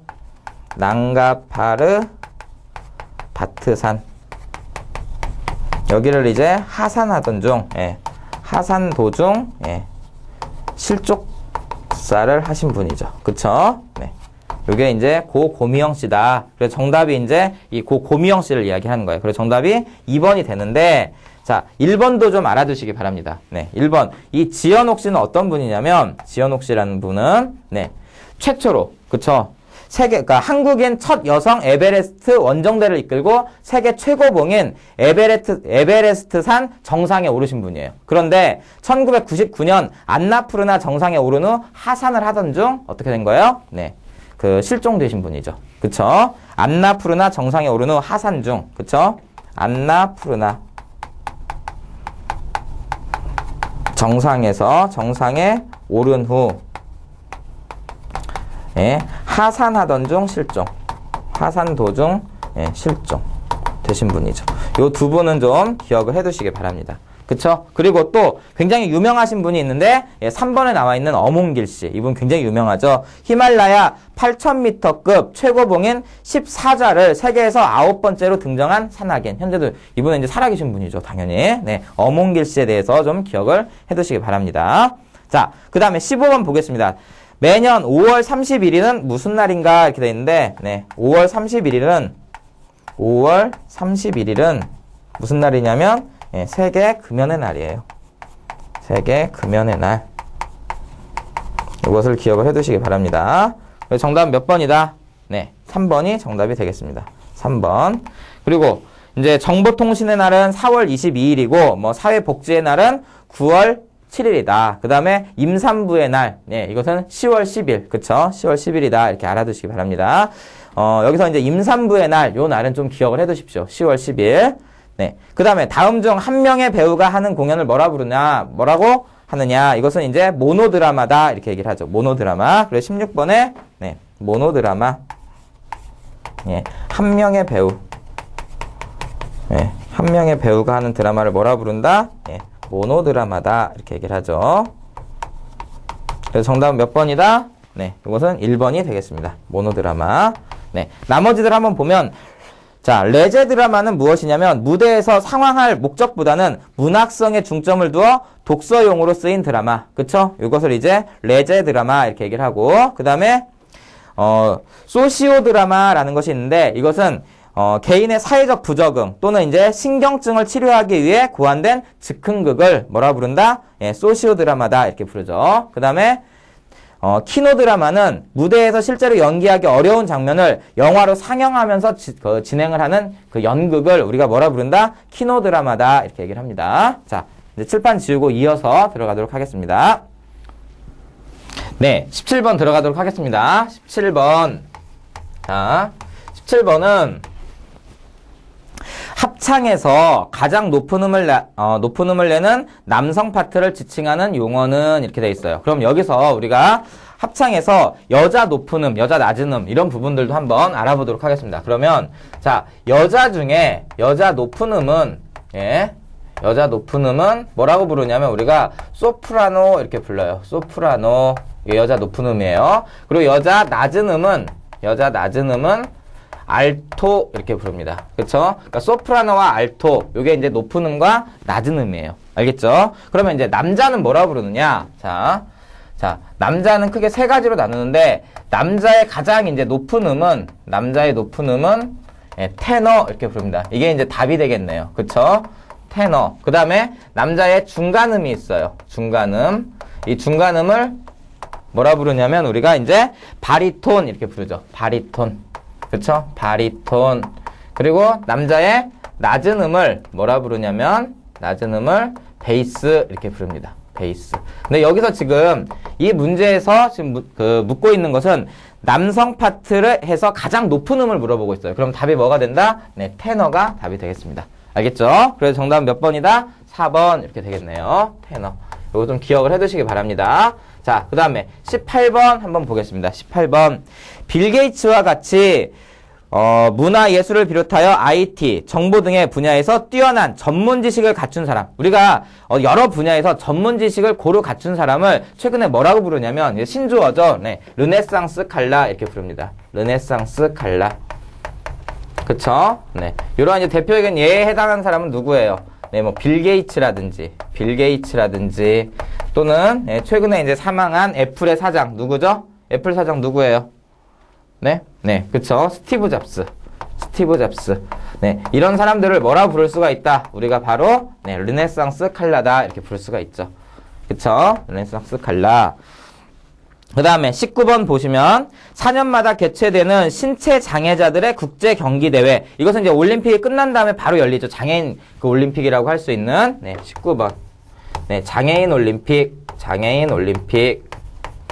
이거를 뭐라 부를 수 있다? 우리가 네, 장애인 올림픽을 네, 패럴림픽 이렇게 부르죠. 네, 패럴 올림픽. 그쵸? 네, 패럴 올림픽. 이렇게 됩니다. 네. 그러니까 올림픽이 끝난 다음에 바로 열리는 게 바로 패럴 올림픽이다. 이렇게 보시면 됩니다. 그 다음에 자.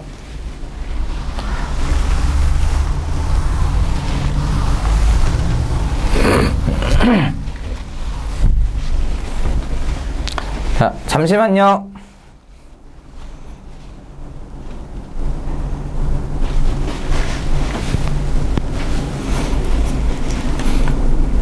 자, 19번 들어가겠습니다. 19번. 4년마다 개최되는 신체 장애자들의 국제 경기 대회로 하계 올림픽이 개최되는 국가에서 올림픽이 끝난 직후 열리는 올림픽을 뭐라 부른다? 우리가 하계 올림픽 이후에 열리는 장애인 올림픽인데 이 그 장애인 올림픽을 뭐라 부른다? 장애인 올림픽을 네, 우리가 패럴림픽 이렇게 부르죠. 네. 이거를 패럴림픽 이렇게 부릅니다. 네. 자, 그래서 정답은 몇 번이 된다?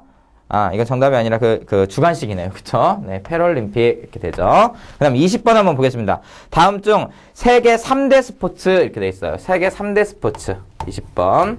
세계 3대 스포츠. 스포츠는 무엇이냐 이렇게 돼 있는데 독특하게 자동차 경주대회가 여기에 들어가요. 알겠죠? 예, 자동차 경주대회 F1이 여기에 들어가는 겁니다. 예, 여기 F1은 이제 자동차 경주대회예요. 그리고 이제 뭐가 있냐면 올림픽이 있고 그 다음에 월드컵이 있습니다. 예, 월드컵. 예, 이게 이제 뭐에 들어간다? 세계 3대 스포츠에 해당된다. 이렇게 기억을 해두시면 됩니다. 근데 여기에 뭐가 있어요? 지금 배구가 있죠? 배구는 여기에는 들어가지 않죠. 예, 구기 종목이긴 하지만. 네, 그래서 정답은 3번 이렇게 보시면 됩니다. 자, 21번. 다음 구기 종목 중 1988년 서울올림픽에서 처음으로 올림픽 정식 종목으로 채택된 그런 구기 종목은 무엇이냐 이렇게 돼 있는데 자, 서울올림픽은 1988년 88올림픽이죠. 네, 서울올림픽. 이 서울올림픽에서 올림픽 정식 종목으로 채택된 구기 종목은 뭐가 있냐면 바로 탁구가 있습니다. 탁구. 알겠죠? 네, 탁구. 그래서 정답이 몇 번이 된다? 네, 1번 이렇게 보시면 됩니다. 네. 그 다음에 배드민턴 같은 경우는 1992년에 바르셀로나에서 이제 정식 종목이 됐고, 그 다음 배구 같은 경우는 일본 도쿄올림픽에서 1964년에 정식 종목으로 채택이 됐습니다. 그리고 테니스 같은 경우는 굉장히 거의 100년이 넘게 됐죠. 1896년에 아테네 올림픽에서 이제 테니스는 정식 종목이 되었던 그런 종목입니다. 자, 서울올림픽에서는 무엇이었다? 탁구다. 이렇게 보시면 되겠습니다. 자, 그 다음에 22번을 보면 기준 타수를 가리키는 골프 용어 이렇게 되어 있는데 자, 22번. 이건 정답 자체는 쉬워요. 우리가 많이 알고 있죠? 네. 골프 용어로서 기준 타수. 예를 들어서 이거는 이제 그 짧은 그 구간 같은 경우는 우리가 뭐라 부르냐면 쇼트홀이다 이렇게 하죠. 그거는 이제 파 3홀이에요. 그리고 이제 미들홀 같은 경우는 파 4홀이 있고 그 다음에 롱홀 같은 경우는 파 5홀이 있습니다. 그러니까 홀 자체가 3홀이 있고 4홀이 있고 5홀이 있다라는 거. 그쵸? 숏홀과 미들홀 그다음에 롱홀 이렇게 되죠. 그쵸? 근데 요게 이제 3홀, 4홀, 5홀일 때 예를 들어서 이제 5홀을 예로 들자면 이게 이제 롱홀이겠죠. 그쵸? 5홀 그러니까 5번 만에 쳐야 되는데 5번 딱 걸렸다. 이러면 이게 뭐가 된다? 이게 바로 파가 되는 거죠. 파. 알겠죠? 네, 이거를 파라고 부른다라는 거. 이것을 기억을 해 두시기 바랍니다. 그러면 이제 나머지들 용어들을 한번 보자면 자, 우리가 버디라는 게 있어요. 자, 버디. 이것은 뭐냐면 한 타를 줄였다 이런 뜻이에요. 버디는. 알겠죠? 그리고 이글이 있습니다. 이글은 뭐냐면 두 타를 줄였다 이런 뜻입니다. 두 타. 예. 그다음 파홀에서 이제 두 타. 그러니까 5번 쳐야 되는, 그러니까 5번 만에 쳐야 되는데 한 3번에 쳤을 때 우리는 그거를 이글 이렇게 얘기를 하죠. 그 다음에 엘버트로스라는 게 있는데 엘버트로스는 뭐냐면 엘버트로스 이것은 이제 세호를 줄였을 때 엘버트로스다 이렇게 얘기를 합니다. 그쵸? 그 다음에 이거와 이제 반대가 되는 개념이 있겠죠. 그쵸? 파는 5번인데 6번에 쳤을 수도 있고 7번에 칠 수도 있고 8번에 칠 수도 있죠. 그쵸? 그래서 이제 한 타수 더 늘어날 때 우리가 뭐라 부르냐면 보기를 범했다. 이것은 뭘 뜻하는 거냐면 한 타가 더 늘었다. 파보다 이런 뜻이에요. 그쵸? 그리고 더블 보기다 이렇게 얘기하면 두 타가 늘었을 때죠. 그쵸? 두 타가. 그리고 이제 트리플 보기가 있어요. 트리플 보기. 이랬을 때는 이제 세 타가 늘었을 때. 그쵸? 파보다 세 타를 더 쳤을 때 우리가 트리플 보기다. 이렇게 얘기를 하죠. 네. 자, 그러면 여기서 일단 답은 몇 번이 된다? 네, 1번이 되겠습니다. 1번. 이런 것들을 좀 알아두시기 바랍니다. 네, 정답은 파니까, 1번. 이렇게 되겠습니다. 자, 그 다음에 23번 한번 보겠습니다. 23번. 자. 23번은 다음 중 연극의 사요소에 속하지 않는 것은 이렇게 얘기했어요. 예, 연극의 사요소. 연극의 사요소. 이렇게 얘기를 했는데 무엇이냐면 관객, 무대, 희곡, 배우 이렇게 돼 있어요. 그쵸? 관객. 그 다음에 무대가 있어야 되죠. 연극은. 그 다음에 희곡이 있어야 되고 그 다음에 뭐가 있어야 된다? 네, 배우가 있어야 되겠죠. 배우. 네. 요게 바로 무엇이다? 연극의 사요소다. 근데 여기 지금 대사가 있네요. 대사. 대사는 전혀 관련이 없다. 그쵸? 기억을 해두시기 바랍니다. 네. 몇 번이냐면 3번 이렇게 되겠습니다. 3번. 그 다음에 24번 보겠습니다. 24번. 자, 24번은 다음 그림과 같이 자사의 제품에 차별화된 아이디어와 그 이미지를 담기 위해 유명 아티스트를 참여시켜 공동으로 작업하는 것. 그쵸? 공동 작업을 뜻하는 말이에요. 공동 작업. 그쵸? 뭐 이제 예를 들어서 공동 출연, 공동 작업 또는 협력 이런 것을 뜻하는 말. 그게 뭐냐면 콜라보레이션 이렇게 돼 있죠. 콜라보레이션. 보통 이거 같은 경우는 이제 디자이너들끼리의 어떤 협업, 그쵸? 이런 경우도 이제 이러한 콜라보레이션이라고 얘기를 하죠. 특히 이제 음악가끼리, 그쵸? 또 이제 음악가끼리의 어떤 공동 작업 이런 것을 이야기를 할 때 우리는 뭐라고 부른다? 이것을 콜라보레이션이다 이렇게 얘기를 하죠. 콜라보레이션. 정답은 몇 번이다? 네, 3번 이렇게 되겠습니다. 네, 최근에 이제 많이 뜨는 용어이기 때문에 이 콜라보레이션은 반드시 알아두시기 바랍니다. 알겠죠? 그 다음에 25번 한번 보겠습니다. 25번. 자, 25번은 자, 본래 인터넷에서 익명으로 활동하는 불특정의 누리꾼 다수를 가리키던 말로 요즘은 전 세계에서 활동하는 다국적 온라인 해킹 그룹을 지칭하는 말. 이걸 뭐라고 부르냐면 어나니머스 이렇게 부르죠. 어나니머스. 그쵸? 어나니머스. 네, 어나니머스 이렇게 되죠. 네, A가 들어가네요. 알파벳에. 그 다음에 니은은 금융기관이 만기 시 정해진 조건에 따라 다시 매입할 것을 약속하고 판매하는 채권. 이거를 환매 조건부 채권 이렇게 얘기하는데 환매 조건부 채권을 뭐라고 부르냐면 우리가 RP 이렇게 부릅니다. RP. 예, 환매 조건부 채권. 그 다음에 디귿은 사업자가 전화나 팩스, 이메일 등을 이용하여 영리 목적으로 광고물을 발송하기 위해 수신자에게 미리 동의를 받아야 하는 제도. 이것을 뭐라 부르냐면 우리가 옵트인 제도 이렇게 부르죠. 옵트인 제도. 옵트인 제도 이렇게 부르죠. 네. 그 다음에 니을은 벤처기업과 중소기업 전용의 주식시장. 이것을 코넥스 이렇게 부릅니다. 네. 코넥스.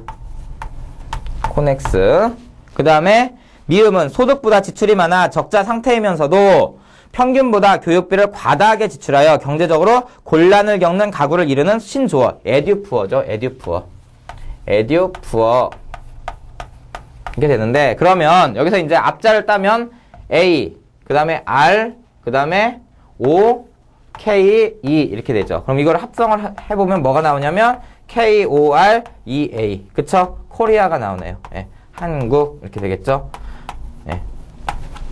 국기는 무엇이다? 네, 태극기 이렇게 잡으면 되겠습니다. 태극기. 그래서 정답은 몇 번이다? 네, 2번 이렇게 푸시면 됩니다. 네. 그래서 이것은 2번. 자, 1번 같은 경우는 이것은 이제 중국 국기예요. 중국. 그 다음 3번은 대만, 타이완의 국기고 4번은 인도의 국기가 되겠습니다. 네. 그 다음에 26번 한번 보겠습니다. 26번. 다음 중 아래의 설명이 지칭하는 용어와 관련이 없는 소설은 무엇인가? 이렇게 얘기했어요. 자, 26번 이렇게 돼 있는데 자, 26번에 기억을 보면 기억은 무엇을 뜻하는 거냐면 자신이 모델로 삼고 있던 사람이나 영향력 있는 인물이 자살을 하거나 죽을 경우 그 사람과 스스로를 동일시하여 자살을 시도하는 현상. 이것을 무슨 효과라고 부른다? 네, 베르테르 효과. 이렇게 부르죠. 네, 유명인을 따라서 같이 자살하려는 현상. 이것을 베르테르 효과가 나타나고 있다. 이렇게 얘기를 합니다. 그 다음에 니은.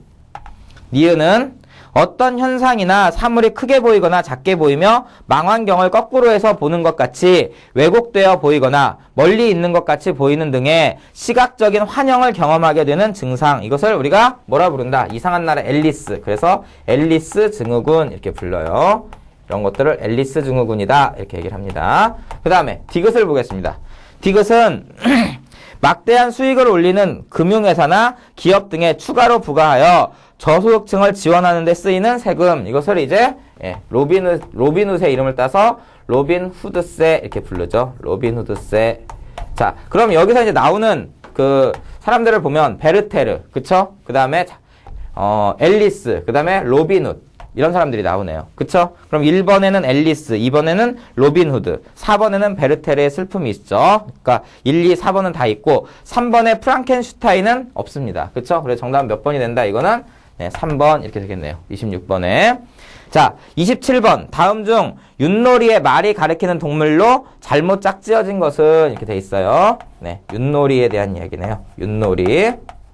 자, 윷놀이에서 우리가 도, 개, 걸, 그쵸? 윷, 그 다음에 모 이렇게 얘기를 하는데 어떤 동물로 돼 있냐면 도는 돼지를 뜻하죠. 그쵸? 돼지. 그 다음에 개는 말 그대로 그냥 개예요. 그쵸? 걸은 뭐다? 네, 걸은 양을 뜻하죠. 양. 그쵸? 그리고 윷은 소를 뜻합니다. 그리고 모는 뭐냐면 5칸을 가는 거. 가장 빨리 달리는 뭐가 있어요? 그쵸? 말이죠. 말. 이렇게 돼 있어요. 그러니까 돼지, 개, 양, 소, 말 이렇게 되는 거죠. 그쵸? 그럼 여기서 봤을 때 도는 돼지다 맞고 개는 개고 윷은 소고 여기까지는 맞습니다. 근데 모는 뭐라고 했어요? 말이라고 했죠. 그래서 정답은 몇 번이 된다? 네, 4번 이렇게 되겠습니다. 그 다음에 28번 보겠습니다. 다음 제시어를 통해 연상되는 각 국가의 수도가 아닌 것은 이렇게 이야기를 했어요. 네, 그럼 보겠습니다. 28번을 보면 샹젤리제 거리 이렇게 돼 있는데 샹젤리제 거리는 프랑스 파리에 있는 거죠. 샹젤리제 거리. 그쵸? 이것은 이제 프랑스 파리와 관련이 있다. 네, 프랑스와 관련이 있네요. 그쵸? 네. 그 다음에 토마토 축제 이렇게 돼 있는데 토마토 축제는 스페인과 관련이 있습니다. 토마토 축제. 네. 이거는 이제 스페인이죠. 네. 스페인은 수도가 마드리드죠. 마드리드. 프랑스는 파리고. 그쵸? 그 다음에 리우 카니발 이렇게 돼 있는데 리우 카니발. 그쵸? 리우 카니발 이렇게 돼 있는데 리운에 뭐가 있어? 어디가 있어요? 리운에 자네이루가 있죠. 그쵸? 네. 리우 카니발. 그럼 어느 나라예요? 이것은 네, 이건 브라질과 관련이 있겠죠. 브라질. 네. 그 다음에 네. 옥토버 페스트 이렇게 있는데 옥토버 페스트. 옥토버 페스트는 독일과 관련이 있습니다. 독일. 네. 독일 뮌헨과 관련이 있어요. 그쵸? 네, 뮌헨.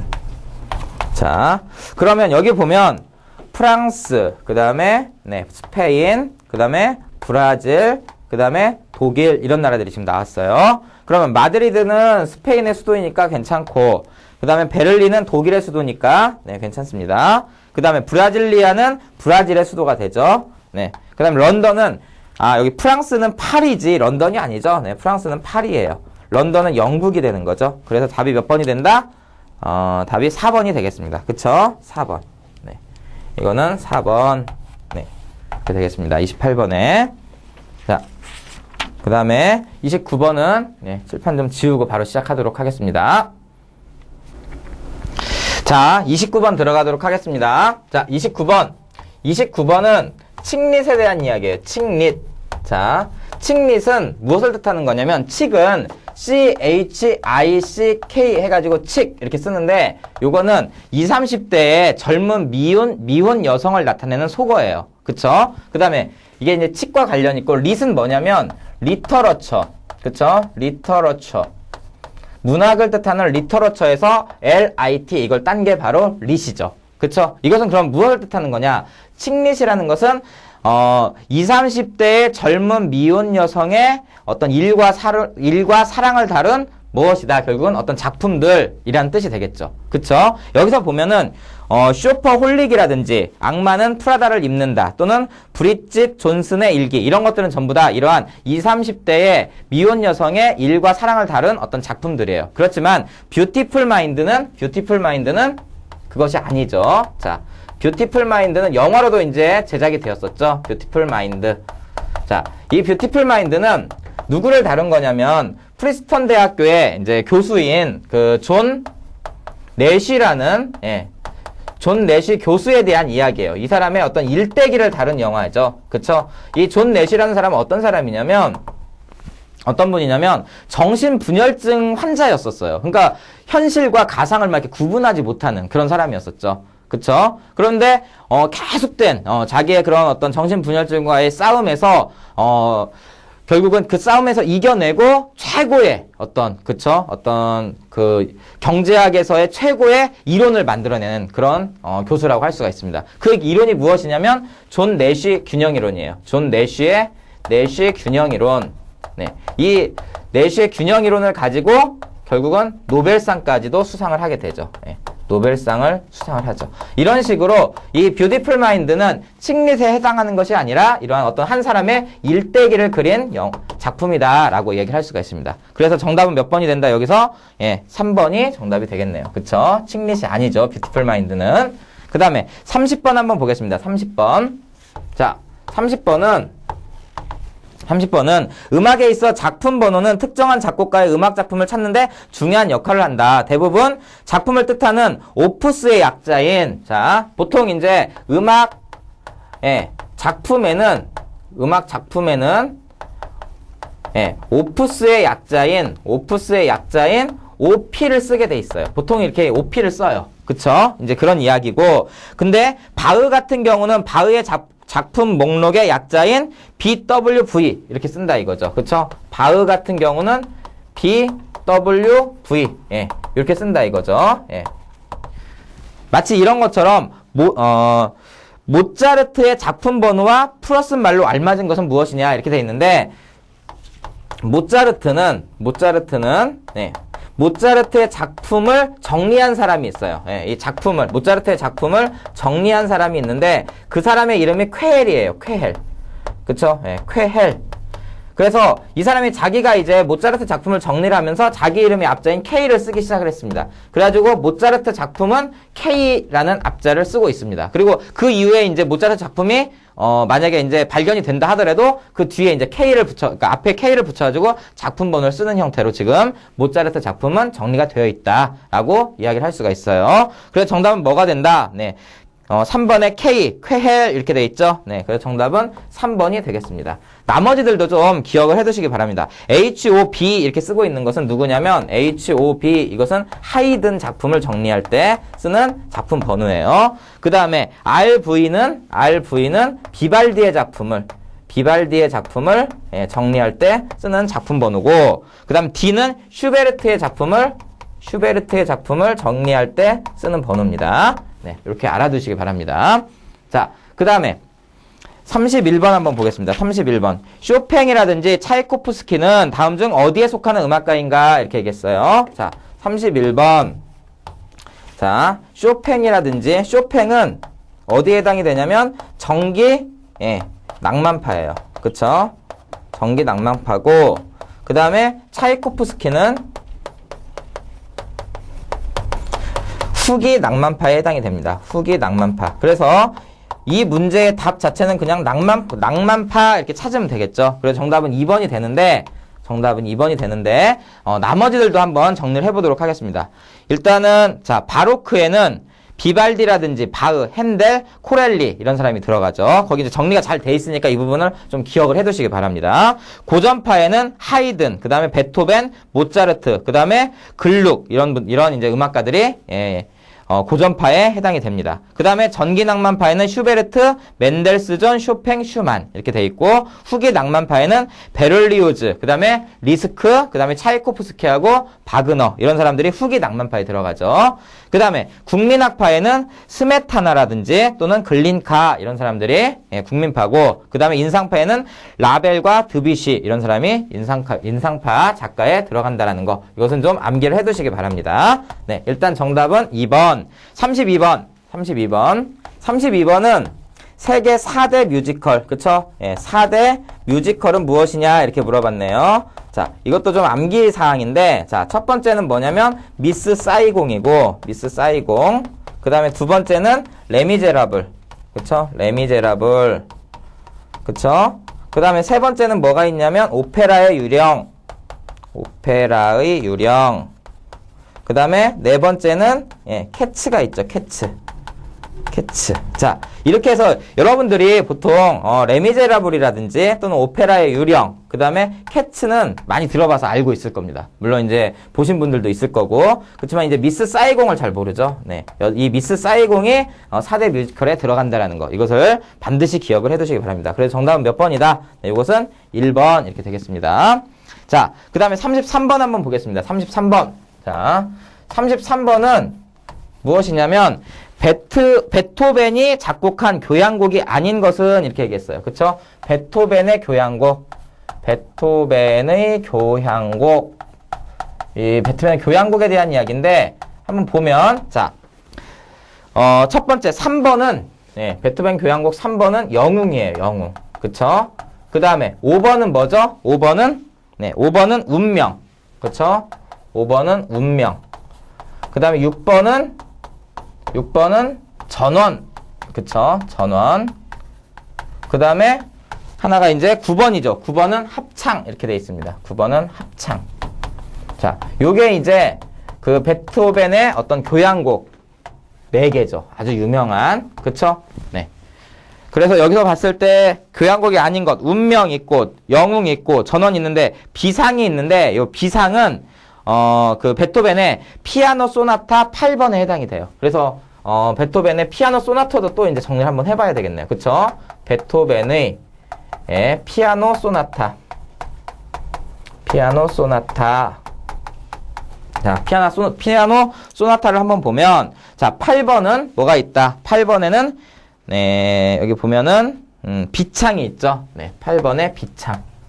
그쵸? 네, 비창. 그러니까, 이 비창이라는 것은 교향곡이 아니라 피아노 소나타다라는 것을 알 수가 있겠네요. 그쵸? 그 다음에, 14번은, 월광. 달빛 소나타라고 얘기를 하죠. 네, 월광. 그 다음에 하나는 뭐가 있냐면, 23번에 열정. 이렇게 있습니다. 23번에 열정. 네, 요 세 가지가 이제 베토벤의 피아노 소나타 3대 작품이다 이렇게 볼 수가 있습니다. 3대 피아노 소나타다 이렇게 얘기를 할 수가 있어요. 그러니까 지금 여기서 비창은 교향곡이 아니라 베토벤 피아노 소나타다. 그래서 정답이 몇 번이 된다? 이것은 4번 이렇게 얘기를 할 수가 있어요. 자, 4번. 그 다음에 34번 한번 보겠습니다. 34번은 다음 중 스웨덴이 아닌 노르웨이에서 시상하는 부분의 노벨상은 이거 지금 노벨상 문제네요. 그쵸? 노벨상 이렇게 돼 있는데 이제 노벨상은 총 6개 부분이 있어요. 6개 부분. 그쵸? 6개 부분이 있는데 한번 보면은 자, 문학, 화학, 물리학. 그쵸? 문학. 그 다음에 화학. 그 다음에 물리학. 그 다음에 경제학. 그 다음에 하나가 의학. 이렇게 돼 있죠. 그리고 또 하나가 이제 그 노벨 평화상이 있죠. 평화상. 자, 이렇게 되어 있는데 이 5개 부분은 이 5개 문학, 화학, 물리학, 경제학, 의학 요 5개 부분은 스웨덴에서 그쵸? 스웨덴에서 어떻게 한다? 시상식을 하죠. 그렇지만 평화상, 노벨 평화상에 한해서는 어디에서 하냐면 노르웨이에서 시상식을 거행을 합니다. 노르웨이에서 시상식을 거행을 한다. 이렇게 알아두시기 바랍니다. 그러면 자, 스웨덴이 아닌 노르웨이에서 시상하는 부분의 노벨상은 노벨 평화상이 되겠죠? 그래서 정답은 몇 번이다? 네, 4번이 되겠습니다. 이것은 왜 노르웨이에서 하게 되느냐? 그 특별한 이유는 없어요. 이건 뭐냐면 노벨의 유언에 따라서, 그쵸? 유언에 따라서 이 노르웨이에서 이 평화상을 수상을 하게 되어 있습니다. 자, 그런데 이 부분에서 자, 아시아 최초의 노벨 평화상은 누구냐면 그 1974년에 당시에 이제 일본 총리였어요. 일본 총리로서 비핵화 3원칙 이것을 주장했던 사람이 있습니다. 그게 누구냐면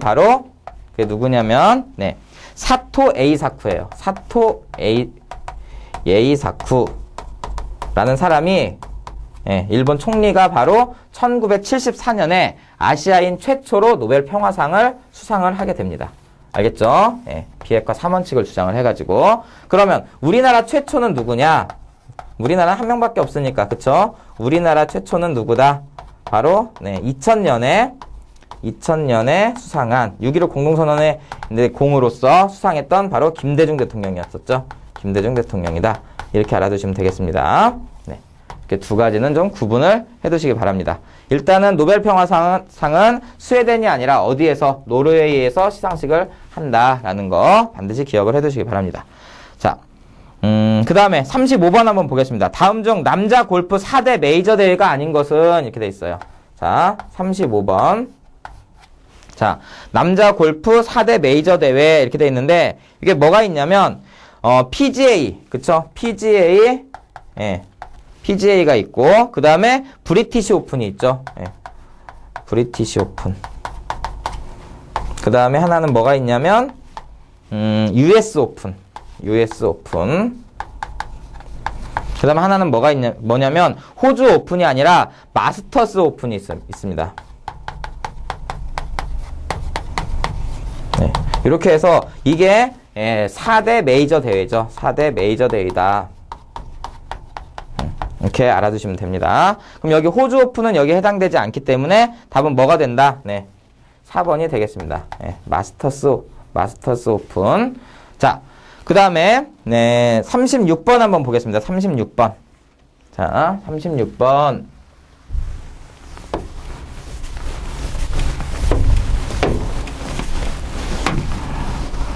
자, 36번을 보면 이슬람의 5대 의무 중 순례에 해당하는 것은 이렇게 돼 있어요. 그쵸? 36번. 이슬람의 5대 의무 중 순례와 관련 있는 것. 이슬람에서의 순례는 무엇이라고 얘기하냐면 하지다 이렇게 얘기를 해요. 하지. 그쵸? 그래서 정답은 몇 번이다? 2번이 정답이 되겠습니다. 2번. 자, 나머지들도 한번 보면 살라트라는 것은 예배를 뜻하는 거고요. 예배. 그 다음에 자카트라는 것은 구빈세를 뜻하는 건데, 이제 가난한, 급빈자를 구하는 세금이다. 이렇게 해가지고 자기 수입의 40분의 1 정도를 내요. 40분의 1. 그쵸? 그 다음에 사움이라는 것은 뭘 뜻하는 거냐면, 이슬람에서 단식을 하는 것을 뜻합니다. 사움. 이렇게 알아두시기 바랍니다. 그러면 이슬람의 5대 의무는 뭐가 있느냐? 신앙 고백. 그쵸? 사다라고 하는 신앙 고백과, 그 다음에 예배라는 살라트. 그 다음에 희사, 자카트라고 해가지고 어떤 구빈세, 그러니까 자기 소득의 40분의 1을 내는 어떤 구빈세의 형태인 자카트. 그 다음에 단식을 뜻하는 사움. 그 다음에 순례를 뜻하는 하지. 이렇게 해서 5가지가 바로 이슬람의 5대 의무에 해당한다. 이렇게 알아두시면 됩니다. 그 다음에 37번 한번 보겠습니다. 37번. 자, 37번은 뭐냐면 양궁에서 사용하는 용어는 이렇게 돼 있는데 매치라는 것은 승패를 결정하는 한 포인트를 뜻하는 말이에요. 매치는. 그쵸? 매치 포인트 보통 이렇게 얘기를 하죠. 그 다음에 에이밍이라는 것은 뭐냐면 양궁에서, 그쵸? 양궁에서 활시를 당겨서 관역을 겨냥하는 것. 이것을 에이밍 이렇게 얘기를 하죠. 에이밍. 그쵸? 양궁에서 무엇을? 활시를 당겨가지고 뭐를 하는 거? 관역을 겨냥하는 거. 겨냥. 하는 것을 우리가 에이밍이라고 얘기를 합니다. 그래서 정답은 몇 번이 된다? 네, 양궁과 관련 있는 것은 2번이 되겠습니다. 그 다음에 폴트는 서브 실패를 뜻하는 말로서 테니스에서 쓰는 말이고, 그 다음에 포핸드 스트로크, 이것은 이제 보통 탁구에서 쓰는 말이죠. 탁구. 네. 그 다음에 자 보겠습니다. 그 38번 한번 보겠습니다. 38번. 다음 중 드라마의 원작과 작가의 이름 연결이 옳지 않은 것은 이렇게 돼 있는데, 네, 38번. 자, 여기 보면은 풀하우스의 작가는 원수연 씨죠. 그 다음에 궁은 박소희. 그 다음에 식객, 허영만. 요즘 허영만의 작품들이 굉장히 많이 뭐 드라마나 영화로 많이 이제 만들어지고 있어요. 그쵸? 허영만의 식객. 그 다음에 미스터 큐도 허영만의 만화죠. 그쵸? 예. 여기서 꼭 알아둬야 될 게, 요즘 허영만의 작품이 굉장히 많이 영화나 드라마로 만들어지고 있다. 지금 보면은 식객이라든지, 그쵸? 예, 미스터 큐라든지, 이런 것들이 이제 다 허영만의 작품이죠. 예. 근데 지금 여기 김연세라고 돼 있는데, 김연세는 누군지 모르겠어요. 제가 알기로는 이제 이연세 씨가 있죠. 이연세. 그쵸? 이연세 씨도 굉장히 유명한 만화 작가죠. 그쵸? 이연세 씨의 작품을 보면은 이제 가장 유명했던 공포의 외인구단. 김연세는 누군지 모르겠어요. 외인구단. 그쵸? 네. 그 다음에 또 뭐가 있을까요? 네. 뭐 남벌. 그쵸? 남벌. 네. 이러한 작품들이 만화로서 굉장히 유명했죠. 자, 그 다음에 여기서는 김연세가 아니라 이연세일 것 같아요. 그쵸? 이연세에 대해서 좀 기억을 해두시기 바랍니다.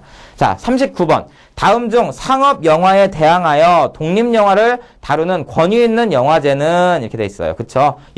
그 상업 영화에 대항하는 어떤 독립 영화를 다루는 영화제. 이것은 1970년대 중반 미국의 영화 배우 겸 감독이었던 로버트 레드포드가 상업 영화에 대항해서 설립한 그런 이제 영화제인데, 이건 썬댄스 영화제가 있어요. 썬댄스 영화제. 그쵸?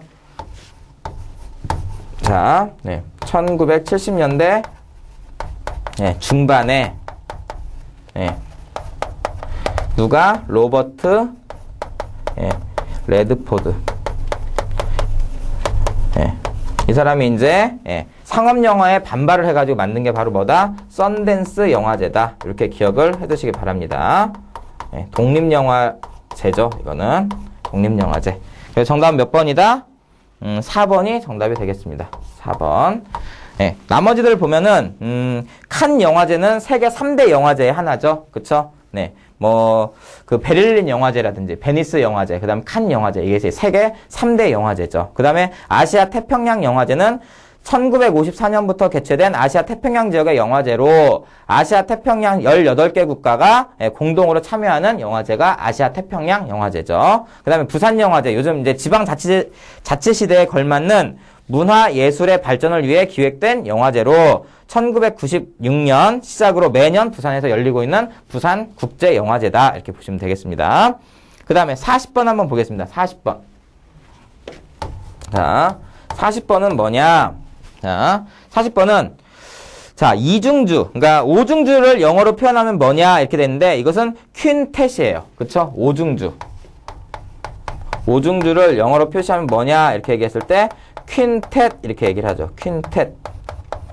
그쵸? 네. 그래서 정답은 몇 번이다? 네, 1번이 정답이 되겠습니다. 1번. 그렇지만 우리가 나머지들도 좀 알아두실 필요가 있어요. 이중주는 듀오 또는 듀엣 이렇게 부르고요. 삼중주는 트리오 이렇게 부르죠. 그 다음에 사중주는 콰르텟 이렇게 부르고, 오중주는 답인, 그러니까 정답인 퀸텟이고, 육중주는 섹스텟 이렇게 부르고, 칠중주는 sep텟, 팔중주는 옥텟 이렇게 부릅니다. 알겠죠? 여기서는 지금 오중주를 물어봤기 때문에 퀸텟이 정답이 되겠습니다. 그 다음에 2번에 나와 있는 앙상블은 2인 이상의 중창을 우리가 앙상블이다 이렇게 부르고, 그 다음에 칸타빌레는 노래하듯이 라는 뜻이에요. 그 다음에 콰르텟은 사중주를 뜻하는 거죠. 그래서 정답은 몇 번이 된다? 네, 퀸텟, 오중주 1번이 되겠습니다. 그 다음에 41번 보겠습니다. 41번. 자, 41번. 오페라나 칸타타 등에서 주로 주인공들이 부르는 독창. 주인공, 오페라에서 주인공의 독창을 뭐라 부르죠? 주인공의 독창. 이걸 뭐라 부르죠? 네. 여기서는 정답은 3번의 아리아가 되겠습니다. 아리아 이렇게 되죠. 그 다음에 42번 한번 보겠습니다. 42번. 네, 42번은 액션을 과장한 희극으로 어수선하고 소란스러운 소극을 일컫는 말이다. 이 희극의 형식은 영화에서도 이용되었는데 과장되고 우스꽝스러움 속에 사회풍자와 반역 정신을 담고 있어 한때 큰 인기를 끌었다. 이것의 대표적인 배우로는 찰리 채플린이 있다. 이렇게 돼 있네요. 그쵸? 찰리 채플린 무슨 코미디? 예, 이걸 뭐라 부르냐면 슬랩스틱 코미디 이렇게 부르죠. 42번. 예. 슬랩스틱 코미디. 그쵸? 요게 대표적인 사람이 누구다? 바로 찰리 채플린이다. 네, 우리나라에서는 예전에 누구죠? 심영래 씨가 이 슬랩스틱 코미디를 많이 했었어요. 그쵸? 네. 답은 그래서 몇 번이다? 네, 3번 이렇게 보시면 되겠습니다. 3번. 41번은 41번도 아리아니까 3번이죠. 그 다음에 43번 한번 보겠습니다. 43번. 자, 이 43번은 국악 장단에서의 어떤 빠르기인데 빠른 장단부터 느린 장단의 순서대로 나열한 것은 이렇게 돼 있어요. 한 5가지가 있는데 휘몰이, 자진몰이, 그 다음에 중중몰이, 중몰이, 진양조 이렇게 돼 있어요. 가장 느린 게 진양조예요. 그쵸? 그리고 가장 빠른 게 뭐다? 휘몰이다 이렇게 보면 돼요. 휘몰이, 그쵸? 휘몰이, 그 다음에 자진몰이, 그 다음에 네, 중중몰이, 네. 그 다음에 이제 중몰이 이렇게 되죠. 중몰이. 그 다음에 가장 느린 게 바로 진양조 이렇게 되죠. 네. 한번 외워두시기 바랍니다. 가장 빠른 게 뭐다? 휘몰이. 그쵸? 가장 느린 게 뭐다? 진양조. 이렇게 기억을 해두시기 바랍니다. 그래서 정답은 몇 번이 된다? 이거는 네, 3번 이렇게 되겠습니다. 3번. 자, 그 다음에 44번 한번 보겠습니다. 44번. 드디어 이제 마지막 장이 왔습니다. 마지막 장. 그쵸? 예, 여기까지 듣느라고 너무너무 고생하셨습니다. 여러분들한테도, 이번에 이렇게 이제 마무리를 딱 하신 분들이 꼭, 좋은 결과가 있기를, 바라겠습니다. 자, 한번 보겠습니다. 이제 한 3문제가 남았네요. 그쵸? 자, 44번. 다음 내용이 가리키는 영화 용어는 이렇게 돼 있어요. 자, 44번. 네, 44번은 연극에서 빌려온 용어로 화면의 배경 또는 인물의 분장, 그 다음에 의상, 배치 등을 연출하는 작업. 이것을 뭐라 부른다? 우리가 미장센 이렇게 부르죠. 미장센. 이 상품 이름도 있는 것 같아요. 그쵸? 화장품의 미장센. 그쵸? 네. 그래서 정답은 몇 번이다? 이것은 네, 2번 이렇게 보시면 되겠습니다. 그 다음에 45번. 45번은 뭐냐면, 네. 오바트에 대한 설명이다. 옳지 않은 것은 이렇게 되어 있는데, 오바트는 무엇이냐면, 팝아트의 반대말이에요. 그쵸? 팝아트의. 네. 네. 팝아트의 반대말로서 뭐가 있다? 지금 오바트. 네. 이걸 이야기를 하고 있는데, 자, 팝아트의 어떤 부분을 이제 비판을 하는 것이냐면 상업성에 대한 비판을 하는 게 바로 이 오바트라고 할 수가 있어요. 얘는 상업성이 굉장히 어떻죠? 상업성이 굉장히 크죠. 이거에 대한 무엇에서 등장한 게 비판에서 등장한 게 바로 무엇이다? 오바트다. 이렇게 보시면 됩니다. 그래서 팝아트의 상징성에 대한 반동적인 성격으로 탄생된 것이다. 네, 이건 맞는 표현이고, 다이나믹한 빛, 색, 형태 등을 통하여 움직임을 보여준다. 약간 어떤 인문학보다는 그래서 자연과학적인 어떤 물리적인 그런 현상을 많이 이용하는 작품이 이런 오바트와 관련 있는 작품이죠. 순수하게 시각적인 작품을 추구를 하죠. 그리고 예술을 대중화시킨 것이다. 예술을 대중화시킨 것이 바로 뭐다? 이 팝아트와 관련이 있죠. 그래서 정답은 몇 번이 된다? 4번 이렇게 보시면 됩니다. 그 다음에 46번. 네, 46번.